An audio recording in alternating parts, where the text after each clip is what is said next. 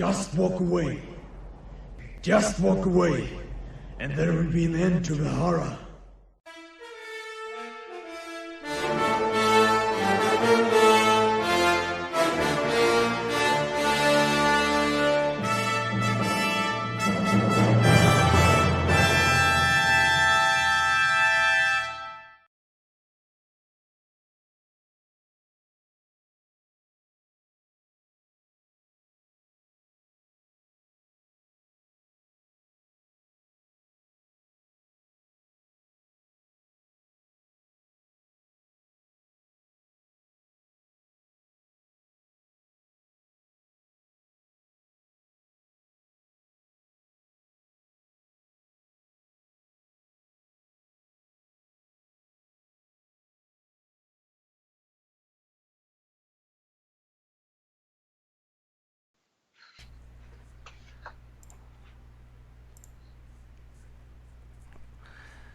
I'd retire first. It's the most hectic, nerve-wracking city. Imagine having to take the 7 train to the ballpark, looking like you're riding through Beirut, next to some kid with purple hair, next to some queer with AIDS, right next to some dude who just got out of jail for the 4th time, right next to some 20-year-old mom with 4 kids. It's depressing. The biggest thing I don't like about New York are the foreigners. You can walk an entire block in Times Square and not hear anybody speaking English. Asians and Koreans and Vietnamese and Indians and Russians and Spanish people and everything up there. How the hell did they get in this country? Nowhere else in the country do people spit at you, throw bottles at you, throw quarters at you, throw batteries at you, and say, "Hey, I did your mother last night. She's a whore." I talked about what degenerates they were, and they proved me right. John Rocker. Now that quote, welcome everybody. This is MGTOW Chats. I am Sirias here with Lamprey Milt. We're going to get Messenger in. We're going to do some MGTOW talks, but before we do, why don't you explain to the audience what I just read and what they were just looking at. Oh, there was a killing on the 7 train. Yeah, and it's a very unpleasant train to be on. It's not underground; it's above ground. It's the train that you had to take to what was Shea Stadium. Now it's Citi Field, and I guess it just proves John Rocker right about how terrible New York is at many in many ways. So I thought it was to open up with that as the start of the show, because that John Rocker quoted that 20 something years ago. I think either 98 or 99 or 2000, one of those years he quoted it. So and Rocker got in trouble for saying that shit, right? Correct. Hey, I think we got Messenger on. Messenger, you there? Hopefully you can hear voice tonight. Hello? I can hear you. Are you not cutting in, not cutting out, just smooth as butter? Smooth as butter, but you got there's a background noise, like you're driving in a car or something. I have a fan here. Oh, that's what it is. I always have an immediate fan sitting right by a window where my computers are whenever I live, so that if I have the smoke gets sucked right out the fan outside. Ah, yeah. So I just turned it down a level. Okay. So anyway, let's. I'm gonna get Lamprey to continue a little bit about John Rocker and that M13 picture that MS13. Sorry, MS13. Hold on. Evening, Lamprey. How you doing, brother? Good to hear from you, as always. Good. You sound crystal clear, just like a woman. It's perfect. The women might sound crystal clear, but they still make no sense.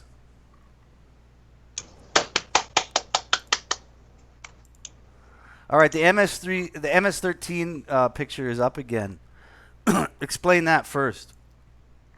Well, again, it was just a horrible scene on the 7 train. I was on the 7 train today, and a lot of police presence after what had happened. Obviously, police are there after the crime has been committed. It's funny how useless the NYPD is, and the police force for that matter, how they show up after the fact, something happens. They're never there when a crime is actually being committed. And there's a at my subway station, there's this emergency exit door next to the turnstile. And what's funny about these emergency exit, there's no alarms on them. So people just hold the emergency door open, and hordes of people pour in without actually paying to use the subway. And there's no one ever there to stop them, ever. It blows my mind away. So when the subway complains that they're bankrupt, there's no money, there's a deficit, and we have to raise fares on the law-abiding citizen who uses the turnstile. There's an emergency door directly next to the turnstile that people just leave the door open day in and day out, and there's never any cops there to stop people from jumping the turnstile. So the MS-13 is the south of the border Mexican gangs, correct? El Salvadorian gang. Oh, El Salvadorian. Okay. Mm-hmm. So this guy gets on the train, shoots someone in the face. Kills him. And the quote that I read at the beginning of the show was by John Rocker. Explain to the listeners who he is, because I don't even think... Well, he's a Southerner. He's a redneck Southerner, abused steroids. He was a closer for the Atlanta Braves during the late 90s when the Braves were really good. He had a very short career. I think he blew his arm, and because of his baggage for his quote, no one ever really wanted to pick him up again. Fast forwarding 10 years after his stint in the MLB, there was a bit of a spoof on him where there was the HBO show called Eastbound and Down, and that show is loosely based off of the life of John Rocker. Nice. Very funny show. But the thing is that, there's this whole hype about MS-13 being in the United States. People seem to forget that. How did MS-13 wind up in the United States to begin with? Well, the darling Republican Ronald Reagan granted amnesty to people from that part of the world in '86. People from Guatemala and El Salvador and Honduras. And that's something that the people on the right, on the Republicans, the conservative, the tradcons, never ever dare want to talk about. They'll blame Obama, and they'll talk shit about Obama till hell on earth. They'll continue bashing Obama for his immigration policy. But it was, in fact, Ronald Reagan caused the first wave of Central American gangbangers to wind up in the United States. Yeah, I didn't know that. Mm-hmm. And now it's become sort of policy talk under the Trump administration. Right, and I MS-13 again has been here for the past 30 years, but why is it all of a sudden that this has become such a prevalent in the mainstream media?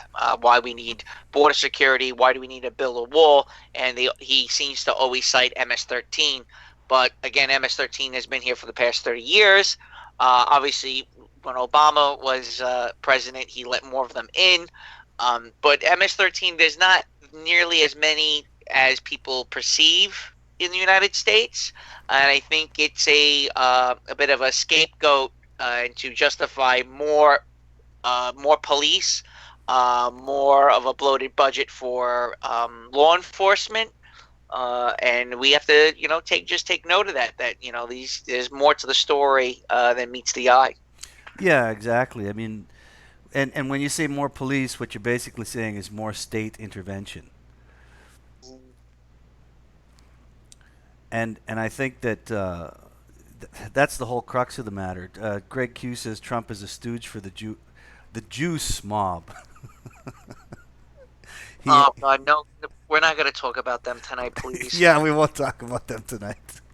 We had Sandman on yesterday, and he wanted to mirror the stream we did, and he sent me a message afterwards and said, "Hey, can you tell me where you mentioned juice? Because I want to cut it out of my stream. I want to cut it out of my mirror." That's a quick way to get your videos taken down. brothers. Now let's get. I want to see what Warrior's been up to, man. Because I helped you move in. You're in a new place now. How are things going? Warrior. Not Warrior. Sorry, Messenger. There's a MGTOW Warrior, MGTOW Messenger. I get it mixed up. Yeah, I get them mixed up too. Yeah, things are fine, man. Things are good. Oh no, fine. Fine isn't good. Good is good. Things are fine. Content. You're content. Yeah, I was just having a coughing fit, man. That's that new weed. Is it government weed? No, Okay. can't get my hands on any of that. Don't know where to find it. There's stores open. Come on, there's nothing open. Yeah, there's stores open. It's not even legalized. It was actually just a joke. There's stores open, man. I did a taste test on the channel here, on my channel here, and it was not bad actually. The Sunset, it was not bad. I wanted to try a pre-rolled because I wanted to know what it looked like. It was fine. It was expensive, but it was fine. So there you go. So where to start tonight? I mean, in the past couple of weeks, I've had some terrible interactions with the opposite sex. Last week, I go to a local coffee shop, and it's bougie, hipsterish, but I like it. It's a good place for me to sit, unwind, get out of the house, sip coffee, read my books, catch up on some MGTOW material, start writing some things for future live streams, study some stuff for work. And I get in there, and there's this woman. She was Hispanic. She had been like 23, 24, not very attractive, slim body. So obviously you think she's, the greatest thing on fucking on earth because she's thin in North America. And there's a couch. She's sitting on the couch, and then there was this other armchair with a table right next to her. And I go over, and I asked politely, "Excuse me, is anyone sitting here?" And she responds, "No, but I'm on a personal phone call." And as she's saying, "I'm on a personal phone call," she kicks the chair to me, hitting me. And I just couldn't believe that's what she just did. So basically what she's saying is, "I don't want you sitting next to me because I'm on a personal phone call in a public coffee shop." I kick the chair back, and I go, "This isn't your fucking living room. Get the fuck up and go someplace else with that fucking phone call." And she got up. As soon as I did, she did get up and move to another location. But when she did get up and move to another location, and I sit down and I start reading my books and stuff, her phone call becomes really loud, and she starts laughing really loud to try to make me feel uncomfortable and distract me from what it is I'm trying to do. Very typical of the North American female, obviously displaying that she can do whatever the fuck she wants. This is her territory. You know what? Even though I'm in a coffee shop and there's an empty chair, I don't want anyone to distract me from me and my personal phone call. So I don't want you sitting near me because I don't know what I would do distracting her because I'm alone. I'm not on my phone, and I have a book in my hand and a coffee. Kind of just in the embodiment of a typical nasty fucking thought, Well, where you are in New York, you're going to run into that a lot. Especially when you got to commute. If you're on a train a lot, get shot at by MS-13. Yeah, you're in the fucking thick of the jungle of bullshit, right there. But you're not wrong. It's very normal behavior for females in the modern age of the Western world, and you and I both know that because we spent a lot of time outside of the Western world. But what I wondered is what she thought I was going to take that, and that's what blew my mind away. She is so used to just abusing men that men would back down and try sitting someplace else. She was not expecting me to have such a response in such a way. And I thought that was something else, that she was like startled that I cursed at her and said to move, take your fucking phone call someplace else. And I sat right down. I kicked the chair back and I sat right down, right next to her. I didn't give a shit how uncomfortable she was. Sure enough, she got up and moved to another location inside the coffee house. Yeah, good for you. Good for you. But be careful, because she could always, Pull a Me Too. yeah, she could pull a Me Too, raise an alarm. They're brazen. They're very, very brazen. They're brazen to the point where you're absolutely right. They don't expect men to fight back. And one of the things that we're going to go over today, because I've got pulled up a couple pages from Facebook of women who commit crimes, women pedophiles, the link that you sent me about false victims of women. I mean, it's an epidemic, the attitudes of women in the West, to the point where men are kind of starting to fight back.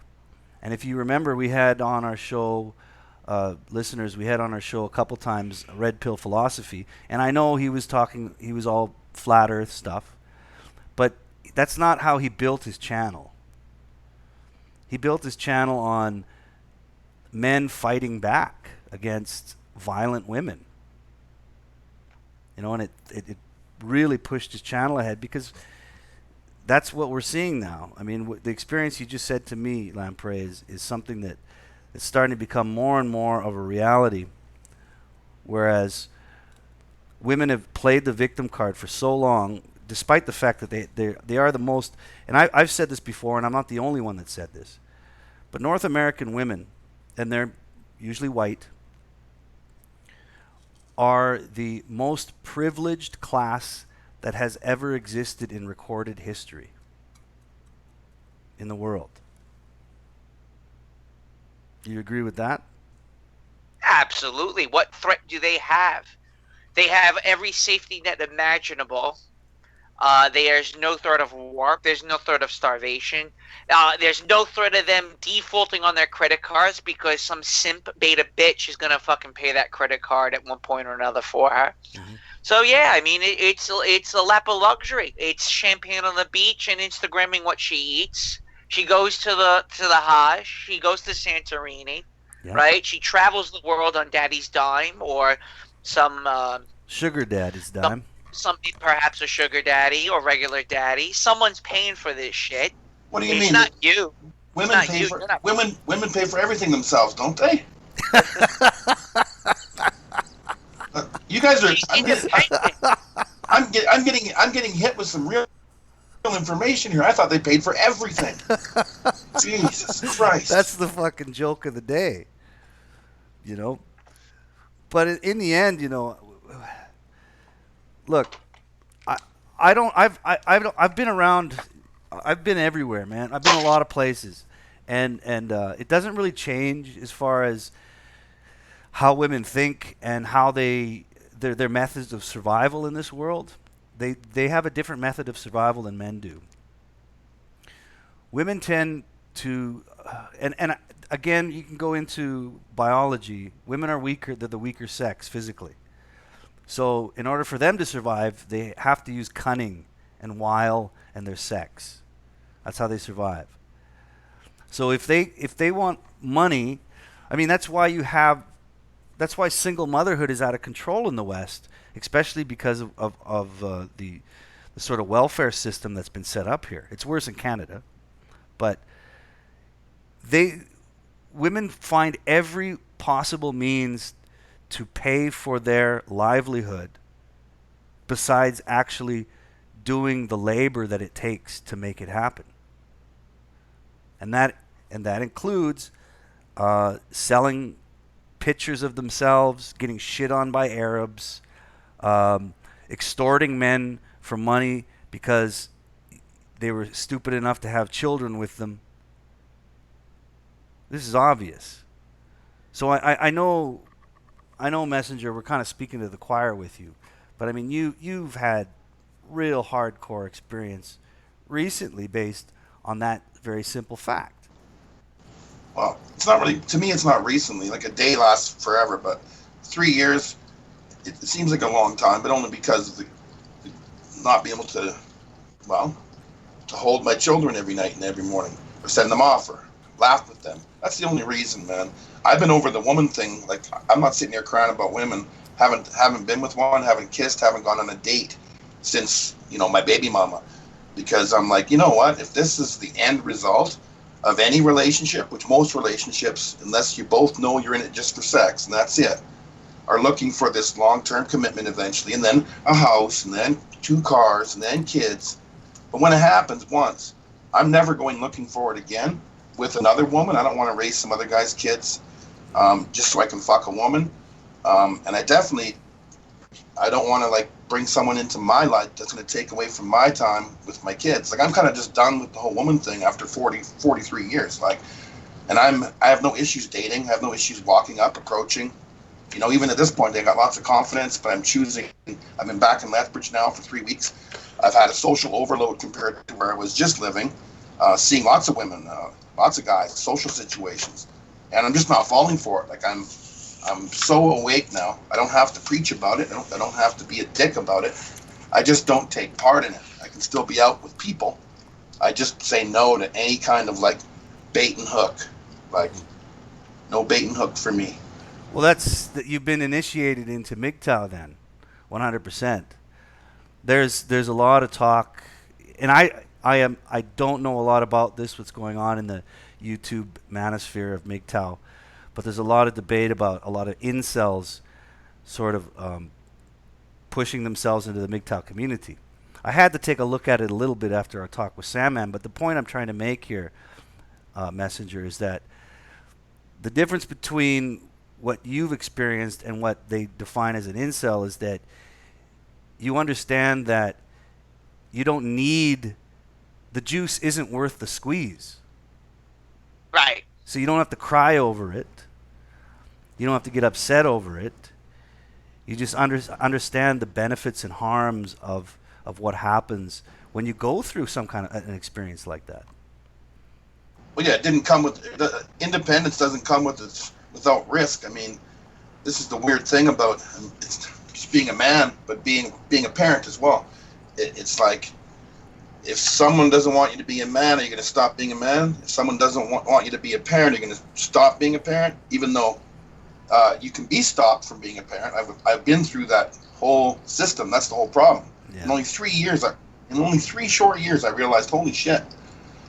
Thousands of men are going through this in different countries all the time, and I find it's such a humbling experience to sit there and watch a group of people plus lawyers and a judge without really ever directly asking you, just say whatever they want about you, put it out there, count it as fact, no matter what your arguments are.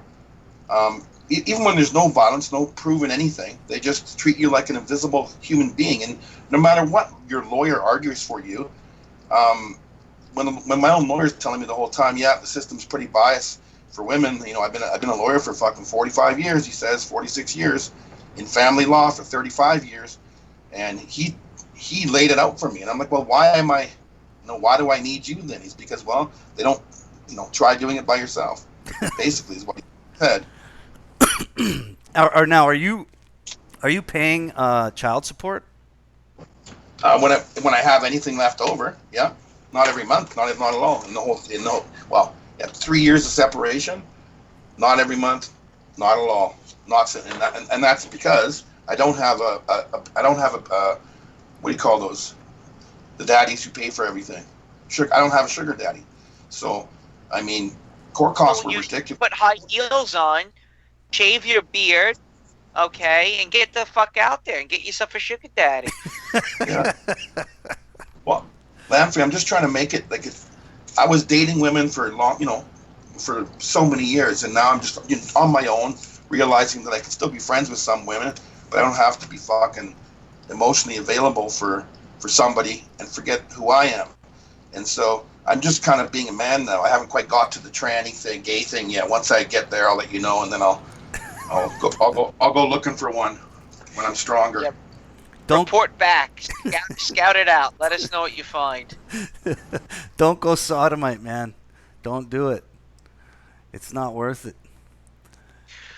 So I've been toying with this. The past couple of weeks, I've been toying with this, ruminating about the relationship between men and women in the United States. And I was wondering, when the Roman Empire fell, were women at the same level of comfortability as they are in the United States, where it was bread and circuses, obviously no starvation, and where they were just lavishing in jewelry, and sitting on the beach, and gossiping with the local town folk. I mean, was it the same? And did the birth rate also decline in the western half of the Roman Empire because they reached a certain level of wealth? I've been wondering this for a while now, because again, we see that women are just not interested in relationships. There's no doubt about it. We they're just completely unavailable to the average man, unless you're a 25-year-old a tycoon from Dubai, okay, or you're a trust fund baby, because it seems like those are the only men that seem to get to engage in procreation or casual sex, or Wall Street banker types. Was it the same in the western half of the Roman Empire? Was the sex only available at the very end to those at the very, very top? So I leave that up to you guys. What do you guys think? Do you think I'm onto something with this rumination? No, I think you're right. Even JGG says he knows the topic. He says, "Oh God, this is my topic. I should talk about this Roman history." Of course, he said, "Oh my God, oh my God." You just love the debauchery part, Jay. He just likes Caligulus, or what's his name? Caligula, yeah. You like the steam in the bathhouse, so you don't know who's groping you. Ooh, who grabbed my ass cheek? He also said psychopathy is very common in humans, but it's extremely common in females. I don't know if that's actually true. No, it's not true at all. It's not. Yeah, I think women with anti-personality disorder, it's very rare. It's much more rare than men. Yeah, I mean on the real level of it, it's much more rare. But usually women that are sociopaths, it's usually comorbid. Blah, blah, blah. Usually there's another sign of usually they'll be anorexic. So if a woman is anorexic or bulimic, that's usually a symptom of someone that's also has someone that also has anti-personality disorder. With men, it's totally different. You don't see it. It's much harder to spot. What about grossly obese women?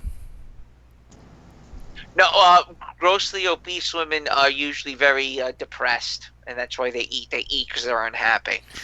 And I think maybe what Jay's thinking, I was looking at an article today about it, and I don't have it put up, but it was on narcissism in women, and I think that's where you're going to find sort of the golden uterus. Yeah, well, yeah. There's a real problem with narcissism in the female psyche today, and all you have to do is make an Instagram account and peruse through it. It's incredible. I mean, I've never seen so many pictures of women taking pictures of themselves while they were looking in a mirror.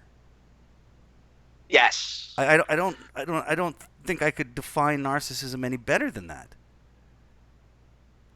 It's absolutely incredible. In 2007, only 6% of all pictures posted on Facebook were selfies. Today, it's over 60%. And how many of those selfies are women? Correct. All of them. Correct. There's no. I don't know, Jay. You tell us. Is there Instagram accounts of gay guys taking pictures of themselves looking in the mirror with pouty lips? They're somatic narcissists. Usually, homosexuals are somatic narcissists. Usually, people that are homosexual, males, obviously, that are sodomites, they usually have an underlying mental disorder. I mean, shoving objects in your ass is just, you have problems. It's irrational. It's like a child sucking his thumb, and you just can't help yourself but shoving things in your asshole. Same, it's very similar. Yeah. But Yeah. going back to what I was saying before, I'm trying to really wrap my head around the concept that women just don't want relationships. I see these chicks on the train, and they're just not there. It's like they're like mirages. That what is it called when you call the liberals the fuck, you guys use this term where they're what's his name? Bernard Chapin was talking about it, where the liberals are like these anime people, like the AI. NPC, man. Yeah, NPCs. Women are like NPCs. It's doggy, Starbucks, Instagram, travel, pizza. Same thing over and over. Pizza, Starbucks, doggy, doggy, Starbucks. And I cannot believe the amount of women that just have undeveloped personalities. It blows my mind away. And looking at my mom, who's close to 70 years old now, went to Woodstock in '69, who was part of that whole first wave of feminists. I used to ask my mom, "Do you consider yourself a feminist?" She says, "No. I mean, I grew, I was part of that whole movement, but when feminism first came around during that time, women were liberated to start learning." Learning more about the world, taking risks, getting out there. My mom traveled the world. She visited Italy. She visited Greece. She learned another language. I mean, her book collection is just, dude, my mom has like a fucking library of all these cool, topics that a guy would be into. And I really do correlate that with the first wave of feminists. And my father mentions that also. Comparing my stepmom to my mom, I was talking to my dad about the differences between the two, and he says, your mother was part of a different generation. My current wife was not part of that generation. The first group of women that came out of the 60s, liberated, they actually expanded their knowledge, expanded their horizons, because all those things were all new to them. Now we look at feminism today, where it's now a regression from what feminism was during the late 1960s. Mm. And I'm sure it's the same for your mother too, Ayam. My mom and your mom are relatively the same age. Yes. And I would assume your mother is also, a foot in one world and a foot in the other world, where she expanded her horizons. She wanted to go to college because for a thirst of knowledge, that where the gatekeepers to these things were usually men. So once the MK Ultra, the social engineers gave women the key to these doors, they ran wild with it. They took advantage of it. They were excited to be a part of that movement, versus, again, the women of today, where they are looking to be stoned to death, Sharia style, because they're fucking insane. Greg Q says, "Oh, Lamp, was your mom a thought?" Mekong Frong says, No, hold on. Mekong Frong says, wait, hold on. Mekong Frong right after says, "My mother was a thought. All women are thoughts." Anyway, your thoughts? My mom, okay, but get this. My mother got married at the age of 34. Ooh, over the rare. hill. That's rare. Right. And she had probably the sex drive of a nun throughout her 20s. Again, feminism. She was making money. She had no interest in men. And she was just doing her own thing. Very similar to that of women today. Traveling the world. Again, my mother was traveling the world, getting educated. All these things that are associated with women today. She married my father, who is 10 years younger than her. Right. My father's 10 years younger than my mom. My father's 10 years younger than my mother. Okay? And what happened was my mother was just again working in a field with all men too, and my father just kept harassing her. Take me out. Let's go out. I want to date you. I want to date you. My mom was like, "Who the fuck is this little boy that wants to date me? You're 24 fucking years old. Are you fucking crazy?" And my mother was just blown away by this concept of someone 10 years younger than him hitting on her. And my father just kept going at it, going at it, going at it. Stayed on it, kept asking her out. And my mother spoke to my grandfather, uh, because my father, my grandfather, and my mother all work together. And my mother approached my grandfather, who's closer to my mom's age, saying to my grandfather, your son wants to date me. Are you okay with that? Your son's 10 years younger than me. And my grandfather was just blown the fuck away. Like, my son's like a kid. Why does he want to date you? And my mom was like, I don't know. He just keeps fucking bothering me. And, do I have your blessing? Is it cool if I date your son? And my grandfather said, yeah, and the rest is history. Yeah. Well, what you've just said is kind of an inkling of an argument towards the downfall of educating women and repeal the 19th. Mm-hmm. And that's something we will definitely do an entire show on. There's a lot of opinions on that flying around through the manosphere and through MGTOW even today. But yeah, it comes down to at what point were we given women enough? I don't want, people say rights. I don't want to call it rights. Opening women's. What's that? I boil it down to passive, utopian egalitarianism. Yeah, okay. Yeah, utopian egalitarianism. I mean, at what point, where was the breaking point there where we went too far? Because men and women aren't the same. And when we were talking about, when you called women NPCs, and kind of piggybacking on what I said about the narcissism of women today, which is very observable and measurable. I mean, I dare anybody to just go on any social media platform and tell me that it's not full of narcissistic women. But when you call them NPCs, you have to remember one of the things that has been talked a lot about in not just MGTOW circles, but any men's circles, MRAs, etc., is that one of the biggest differences between men and women is that women tend to be group thinkers. They tend to think, they have group think, where they will congregate, all agree on an opinion, and that's the truth. Whereas men tend to be more mavericks. And I'm quoting Aaron Pizzey when I say that. And Aaron Pizzey, of course, was the first woman to open up a domestic abuse shelter in England. And obviously people that have followed the Honey Badgers knows who she is, and she was on the Red Pill documentary. But she said herself, women are group thinkers, whereas men are mavericks. They're more independent. They think for themselves. So there's a big difference in that alone is a big difference in the psychology of men and women.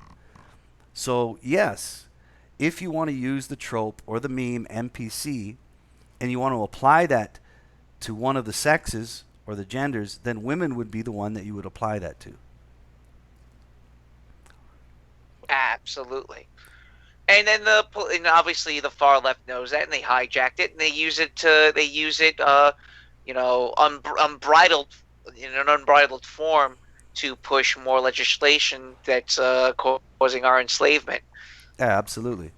Let me go to Jay says, lol, you denied the psychopathy and now you're giving the psychopathic traits in women. No, I'm saying there's a difference between psychopathy and narcissism.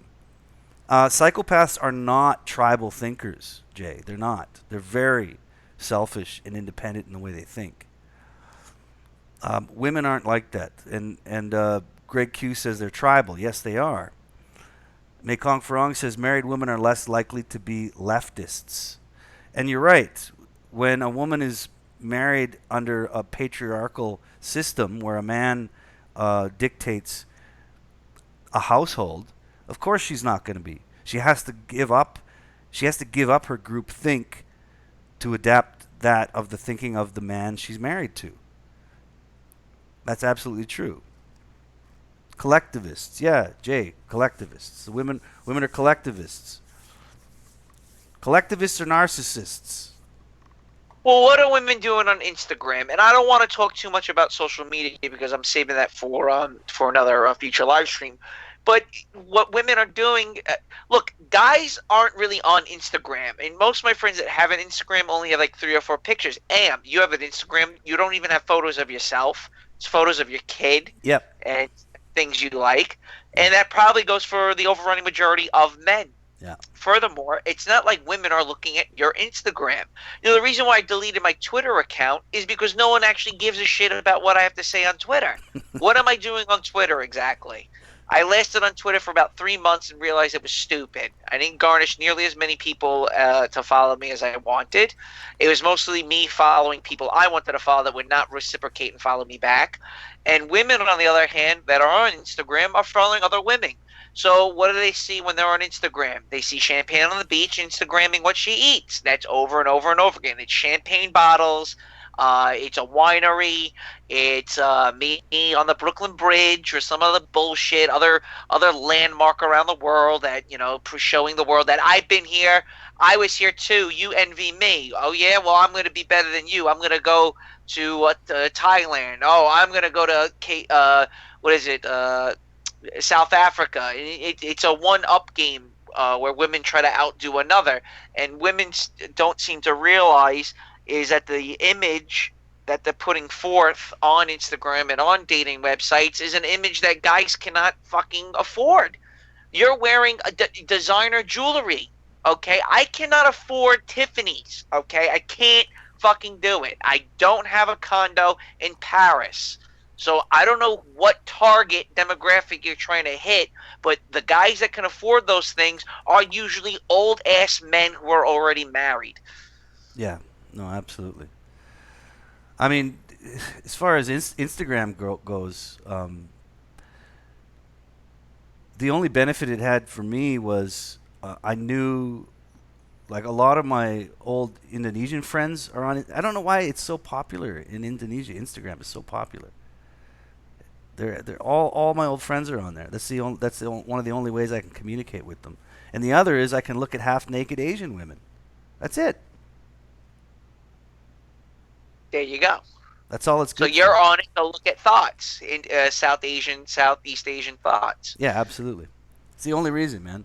And the funny thing is that if you follow one thought on Instagram, 10 more will follow you. So you follow one thought, 10 more will follow you because they want you to follow them so that you. Because all they're trying to do is to squeeze money out of any man they can. I'll say something now. Here's my Instagram story. I'm 45 years old. I've had an Instagram for, you'd have to look on it, maybe less than a year. I can't remember because I never made a post. Now, I just know. I know how to. I'm actually not a retard.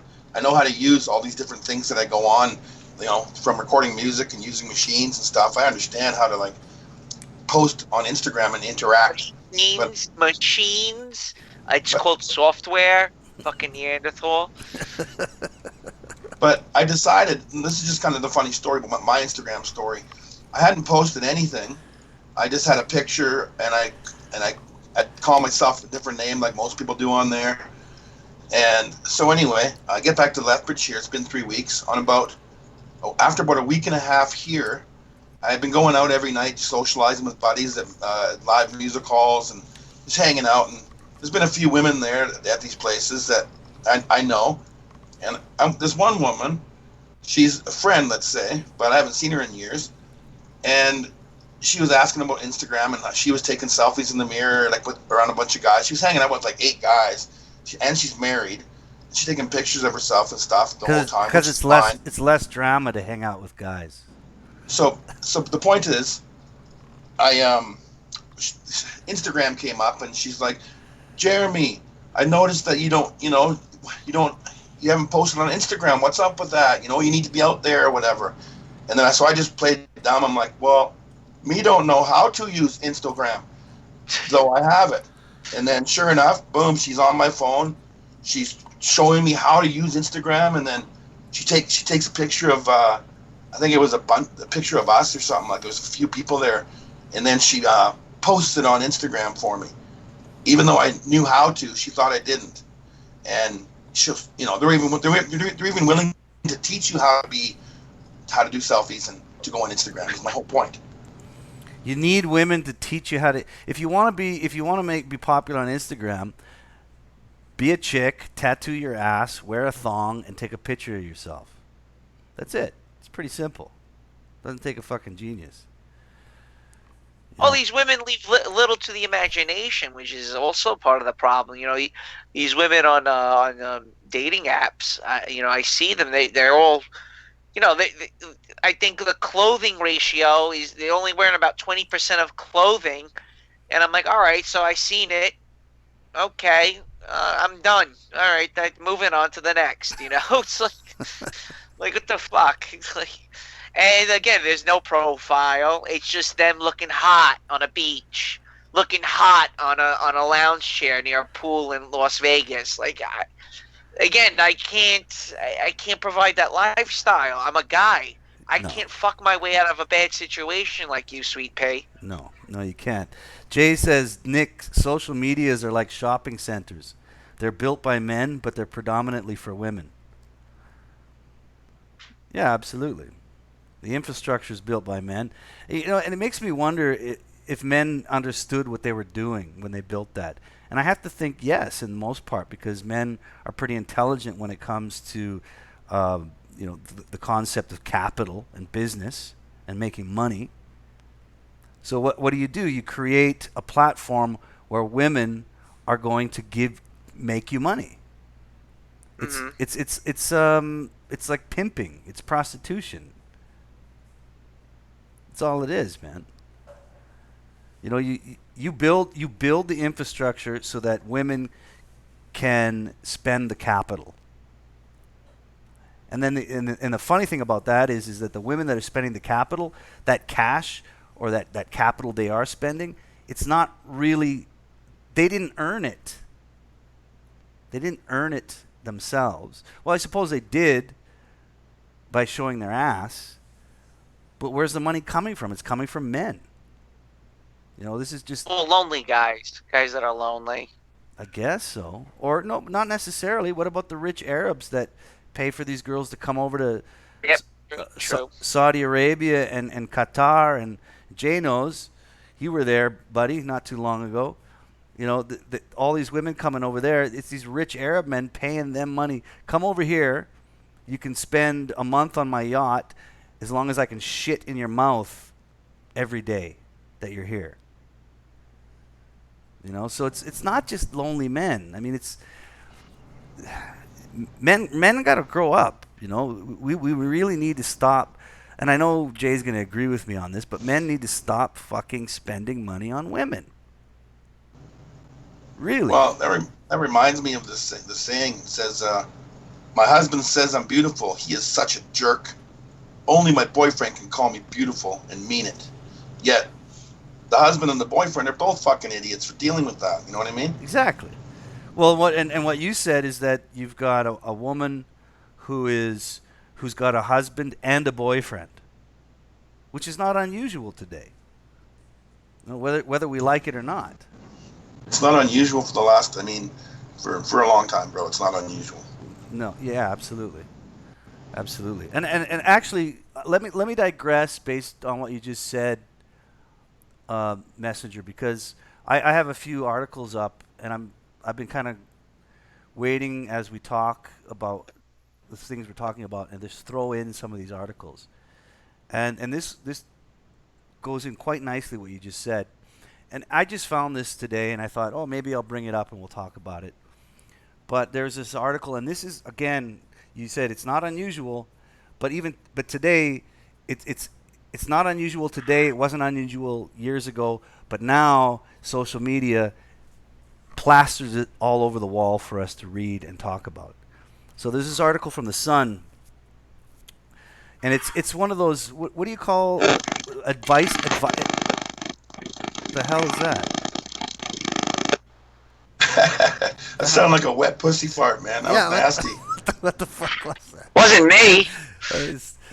That was the intro to what I'm about to read. So you call them advice columns, right? So this guy writes into this Dear Deirdre, and he says, I can't get over her. I'm still madly in love with my cheating wife. Should I take her back? This is just one of a million examples I could pull off the internet, but it just so happened that I saw it today, so I'll bring it up. We'll talk about it for a few minutes, and then we'll move on. So here's what the guy wrote. He said, we've been together for 20 years. She's 40, and I'm 43. Remember, 20 years. And they're married, 20 years marriage. She's 40, I'm 43. We have a lovely house and no money worries. Okay, so this guy's got enough money to support himself and to support his cheating thought wife. And he says, she had an affair 3 years ago. I confronted her when I saw a text from her lover, and she admitted it. The bloke's wife, he must be English if you use the word bloke. The bloke's wife then contacted me. This is a winner of a line here. The bloke's wife then contacted me, because obviously he found out, offering me sex in revenge for what they'd done to us. But I turned it down. My daughter then caught my wife texting another guy. I blew up at her, but then forgave her and even renewed our wedding vows.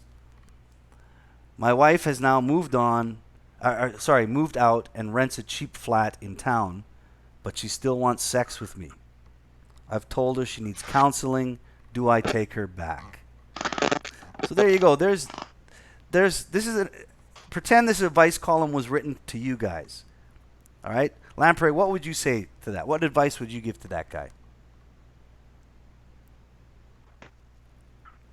Lamprey? You there? Lamprey? Yeah, well, you know how it is.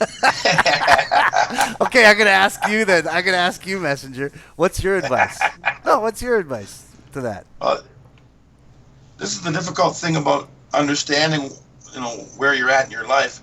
I can't give advice to a guy about any of that stuff, man, because the only thing, men, this is the problem with words sometimes. Men lead by example usually, so if I was standing beside him in the moment and he's sitting there and he's writing that letter to that woman or whatever that you're talking about, and he's sitting in his house, and then he invites me over and I'm standing right beside him, and as he's writing the letter, I just say, listen, Gary, stand up. And then he stands up, and then I just walk away. And then if he doesn't follow me or go his own way, just walk away from that, then there's nothing I can do for him. Like, advice isn't going to help him, man. Men don't listen to words, man. That's the problem. Yeah, and if that's true, why are men asking women for advice on this kind of bullshit, this kind of cuckery? Well, that's simple. I mean, how many? I won't get into this part, but how many men were boys who were raised by single mothers, regardless of that demographic, just their moms in general? Lots of boys go to their moms and ask them about that kind of stuff because their dads were just dads. They were kind of closed off. They showed them how to fix cars, how to play baseball. They roughhoused with them, but they didn't sit there and say, listen, this is what happens when blah, blah, blah, blah, blah with women, The advice was coming from women all the time. So men now, if their mom used to give them that advice, they'll go seeking a woman counselor, a woman lawyer, a woman this, a woman that, thinking that that's going to that another woman has the secret answers to the woman myth. Like, come on. Well, look, your father or my father probably do have some answers to those myths, but they're not really expressing it, and I think it's because they're terrified. And that's one of the things I was talking to Lamprey before we came on the live stream, is that you and I, Messenger, are both fathers. We have children. And at some point in the near future, we're going to have to relay some kind of wisdom to these children. And Right, but you get to parlay your wisdom on a daily basis and have it isolated, and the trust between you and your son. I'm barely allowed to see or speak to, and when I do say something or try and communicate with my kids in a certain way, little kids, they're only 3 years old and 5, but I mean, they go back to talk to their mom and whatever. Next thing you know, I'm like, I'm in shit for some reason, or I shouldn't be saying this or shouldn't be saying that, because she's taken away my actual opportunities for so many years to be a parent, that she thinks that she's the only one with all the answers. And so I can't even normally try to educate her or share things with my kids all the time, because first of all, she won't let me. Second of all, she's got me on this stupid radar where it's like I have to be like, like it's like the thing that Jordan Peterson's saying, like free speech. You can't say anything to anyone anymore. It's like you can't. It's ridiculous. You can't. So I wish I had the opportunities to be. I will be there in the future for them to explain things, but I mean, by that time, I might be too late. They're young girls. So. Oh, and you're absolutely right, and that's the problem. I mean, look, I don't know about you, but I had my father for, as a regular father figure in the household for the first 12 years of my life before the divorce happened. And he didn't impart any wisdom to me. Zero. So I made mistakes too, man. I stuck my dick in the wrong hole too. There was no patriarchal figure to pass on wisdom to me about the opposite sex. And I'm curious it's partly because of the sexual revolution and feminism, to the point where men become, like people are saying, like Greg Q said, simp apocalypse, where there's a lot of men who just have lost their balls. I mean, they're afraid to speak up and stand up, because not only are other men telling them to sit down, and I go back to the Gillette ad that just came out. Not only are other men are telling them to sit down, but so is the legal system. And that's exactly what you've been through, Messenger. This legal system of sit down, shut up, your opinion doesn't matter. Well, this is the whole point. And at my age, like I wasn't, fuck. My first kid, I was born when I was 40 years old. I already had a few relationships, not doomed ones, but, failed relationships over 5 years, 6 years, 4 years. And then I meet the baby mama, that lasts for 6 years. And then all of a sudden I'm left with a broken heart beyond repair, it feels like at this point. Not because of her, but because of the children. Mm-hmm. And the only reason that is because I never used to, I've been, as my ex said to the cops and said to the courtroom many times, he fights the government. He wears one black shirt. He's against society and all these things. When really, I just have an open opinion about life. I've never been afraid to state my opinion or to stand up to tyranny or anything else, whatever else in my life. Always been pretty strong-willed that way. I'm not a bully, nothing like that, but I stand up for myself. But after I went through the fucking system for 3 years, even a pretty strong-willed person like myself, I was like, wow, man. All of a sudden, I'm scared to kind of stand up and even be any kind of a warrior. I feel like I have a pussy now. Yeah. No, absolutely. JWG says, wow, heterosexual relationships are a disaster. Total disaster. And and I think that plays in hand on why you see the rise in lesbianism and obviously sodomy. We're gonna keep calling them sodomites. I don't give a shit what anybody has to say. No, they're sodomites. Okay, it's because if I go out to eat, I'm gonna be with my friends. I'm gonna be with other guys because women are just really not all that interested in doing things with the opposite sex. Both camps are in two different worlds.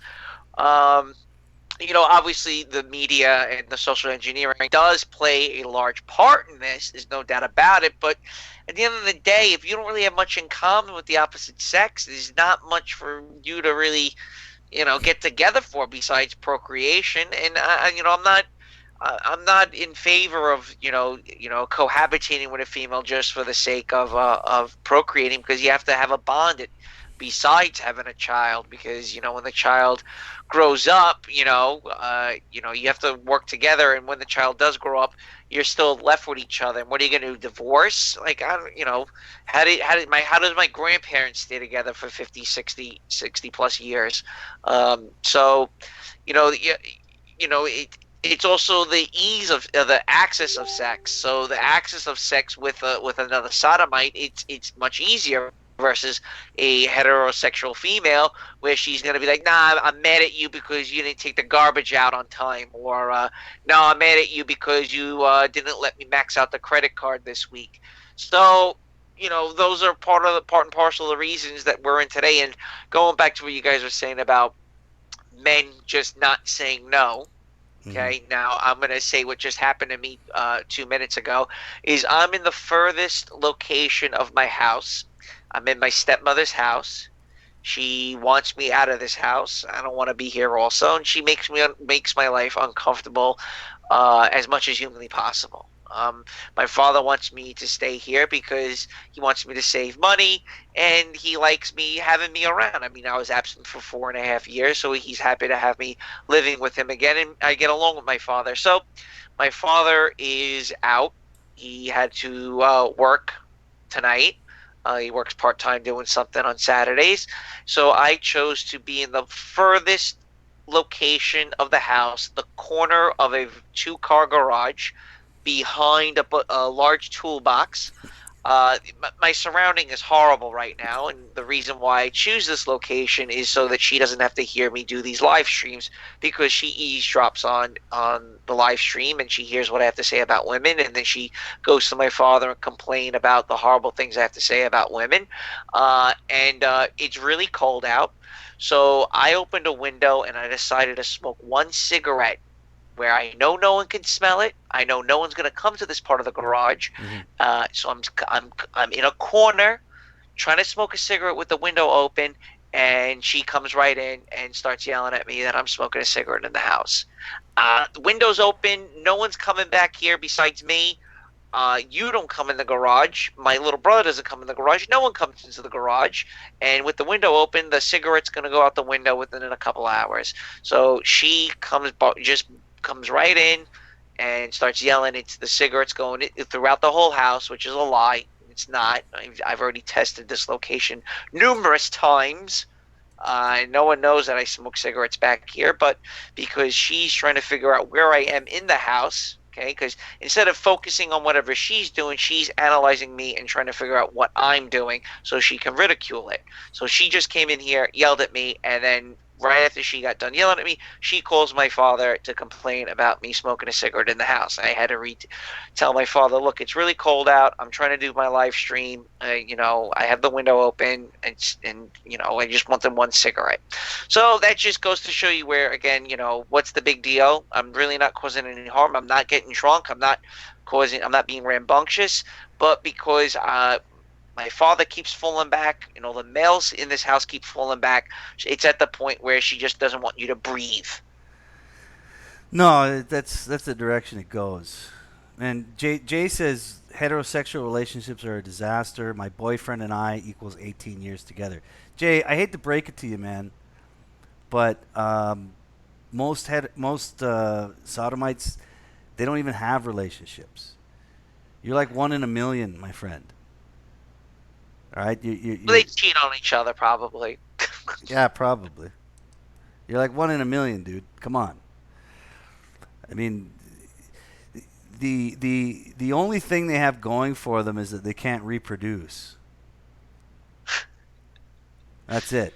You can't reproduce, buddy. You're done. You're not gonna have little Jays running around. Not if he goes to a cryo chamber and finds eggs from a washed up Manhattan acolyte. Yeah, absolutely. You know, that's what's going to happen to most of those young women, which is kind of sad. You know what? I went on a date over the summer with this woman from Serbia. She definitely was attractive at one point, and she was obviously depressed. She was hitting on me while I was sitting at a bar while I missed my train, and she made it. She was more, assertive that she was interested in stuff, and after hooking up and talking to her and stuff, she told me that she froze her eggs in downtown Manhattan, and I'm just like, you're 40, like 6, 47. No one's gonna fertile your eggs. What was the point of you freezing your eggs? What are you gonna achieve at 50, almost 50 years old by freezing your eggs? Did she had to pay for it?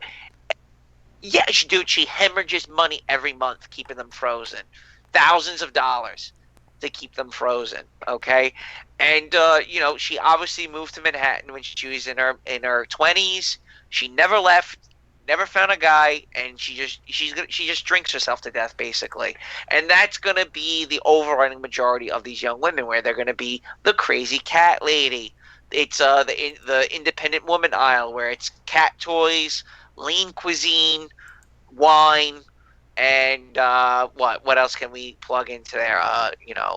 Teeth whitener. I don't know, but just this is the bell curve for the independent single woman. It's gonna be sad, and they're gonna blame men for it. And I've said that many times in this live stream, that these millennial women are gonna be really pissed at the life that they chose was not one that they wanted, and it was socially engineered that way.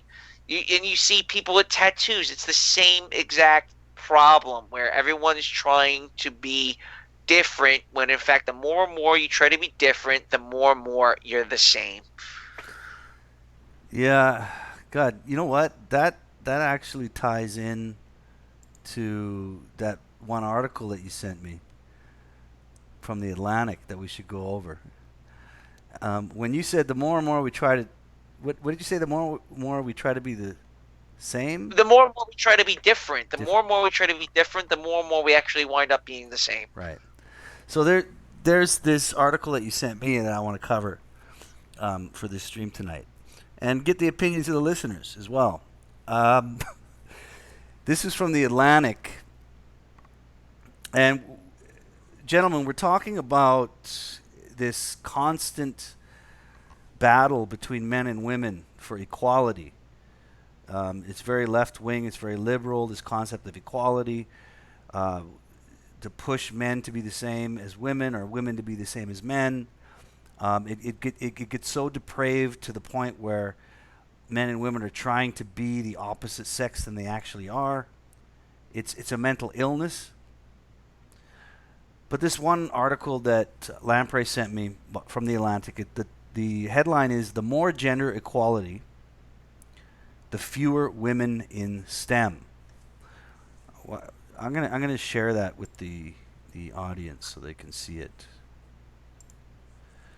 So you guys should be able to see that. The more gender equality, the fewer women in STEM. Now this article's about a year old, but nonetheless, this is what it says. Though their numbers are growing, only 27% of all students taking the AP Computer Science exam in the United States are female. The gender gap only grows worse from there. Just 18% of American computer science college degrees go to women. This is in the United States, where many college men proudly describe themselves as male feminists. That's quote unquote. And girls are taught they can be anything they want to be. Meanwhile, in Algeria, 41% of college graduates in the fields of science, technology, engineering, and math, otherwise known as STEM, are female. There, employment discrimination against women is rife, and women are often pressured to make amends with their abusive husbands. I don't know if I fucking believe that shit, but that's what they wrote. According to a report I covered a few years ago, Jordan, Qatar, and the United Arab Emirates were the only 3 countries in which boys are significantly less likely to feel comfortable working on math problems than girls are. In all of the other nations surveyed, girls were more likely to say they feel helpless while performing a math problem. So what explains the tendency for nations that have traditionally less gender equality to have more women in science and technology than their gender progressive counterparts do? And here we see a bar graph of the percentages of women in STEM. According to a new paper published in Psychological Science by the psychologist Gisbert Stoet at Leeds Beckett University and David Geary at the University of Missouri, it could have to do with the fact that women in countries with higher gender inequality are simply seeking the clearest possible path to financial freedom. And often that path leads through STEM professions. The issue doesn't appear to be girls' aptitude for STEM professions. In looking at test scores across 67 countries and regions, Stoet and Geary found that girls performed about as well or better than boys did on science in most countries. And in almost all countries, girls would have been capable of college-level science and math classes if they had enrolled in them.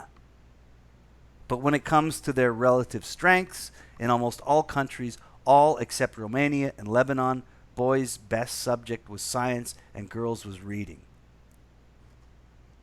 Across all countries, 24% of girls had science as their best subject, 25% of girls' strength was math, and 51% excelled in reading. For boys, the percentage were 38 for science, 42 for math, and 20 for reading. And the more gender equal the country, as measured by the World Economic Forum's Global Gender Gap Index, and that's a fucking thing, the larger this gap between boys and girls in having science as their best subjects. Basically what it's saying is that the more you force this equality, the less equality you get. The reason why I mentioned that this article is my friend told me he wanted me to be an electrical engineer, get into the union and stuff. He's telling me about all the programs they have in the union, and he informed me that there's now a program that is encouraging women to become electricians in the union. That means women in high rises doing electrical work, going on a ceiling, hooking up, thick gauge wires and setting up breakers and stuff like that, that they're pushing women so hard into the field of electrical unions that they're giving them $60,000 to start, just women alone. Men don't get that as a start. Women get that as a fucking start. Can you believe this shit? It's unbelievable. I want to vomit when he told me that. No, I absolutely. could not believe it. Well, in the next paragraph, countries with the highest gender equality tend to be welfare states with a high level of social security. So what happens is that you're giving financial incentive for women to go into fields that they normally would not be interested in. Exactly. So how about when men start going into the fields that they weren't interested in? Then then eventually, if we just let enough years pass by here, and then everything switches back, men should be able to get some kickbacks too. At some point, if we pray properly. Men getting kickbacks. If we pray properly, I mean, it won't just be. Pray properly. It won't just be suicide. Yeah. It won't just be suicide. If we face Mecca, yeah, well. They're gonna replace suicide with a $75,000 check to start off being a daycare worker to watch over children.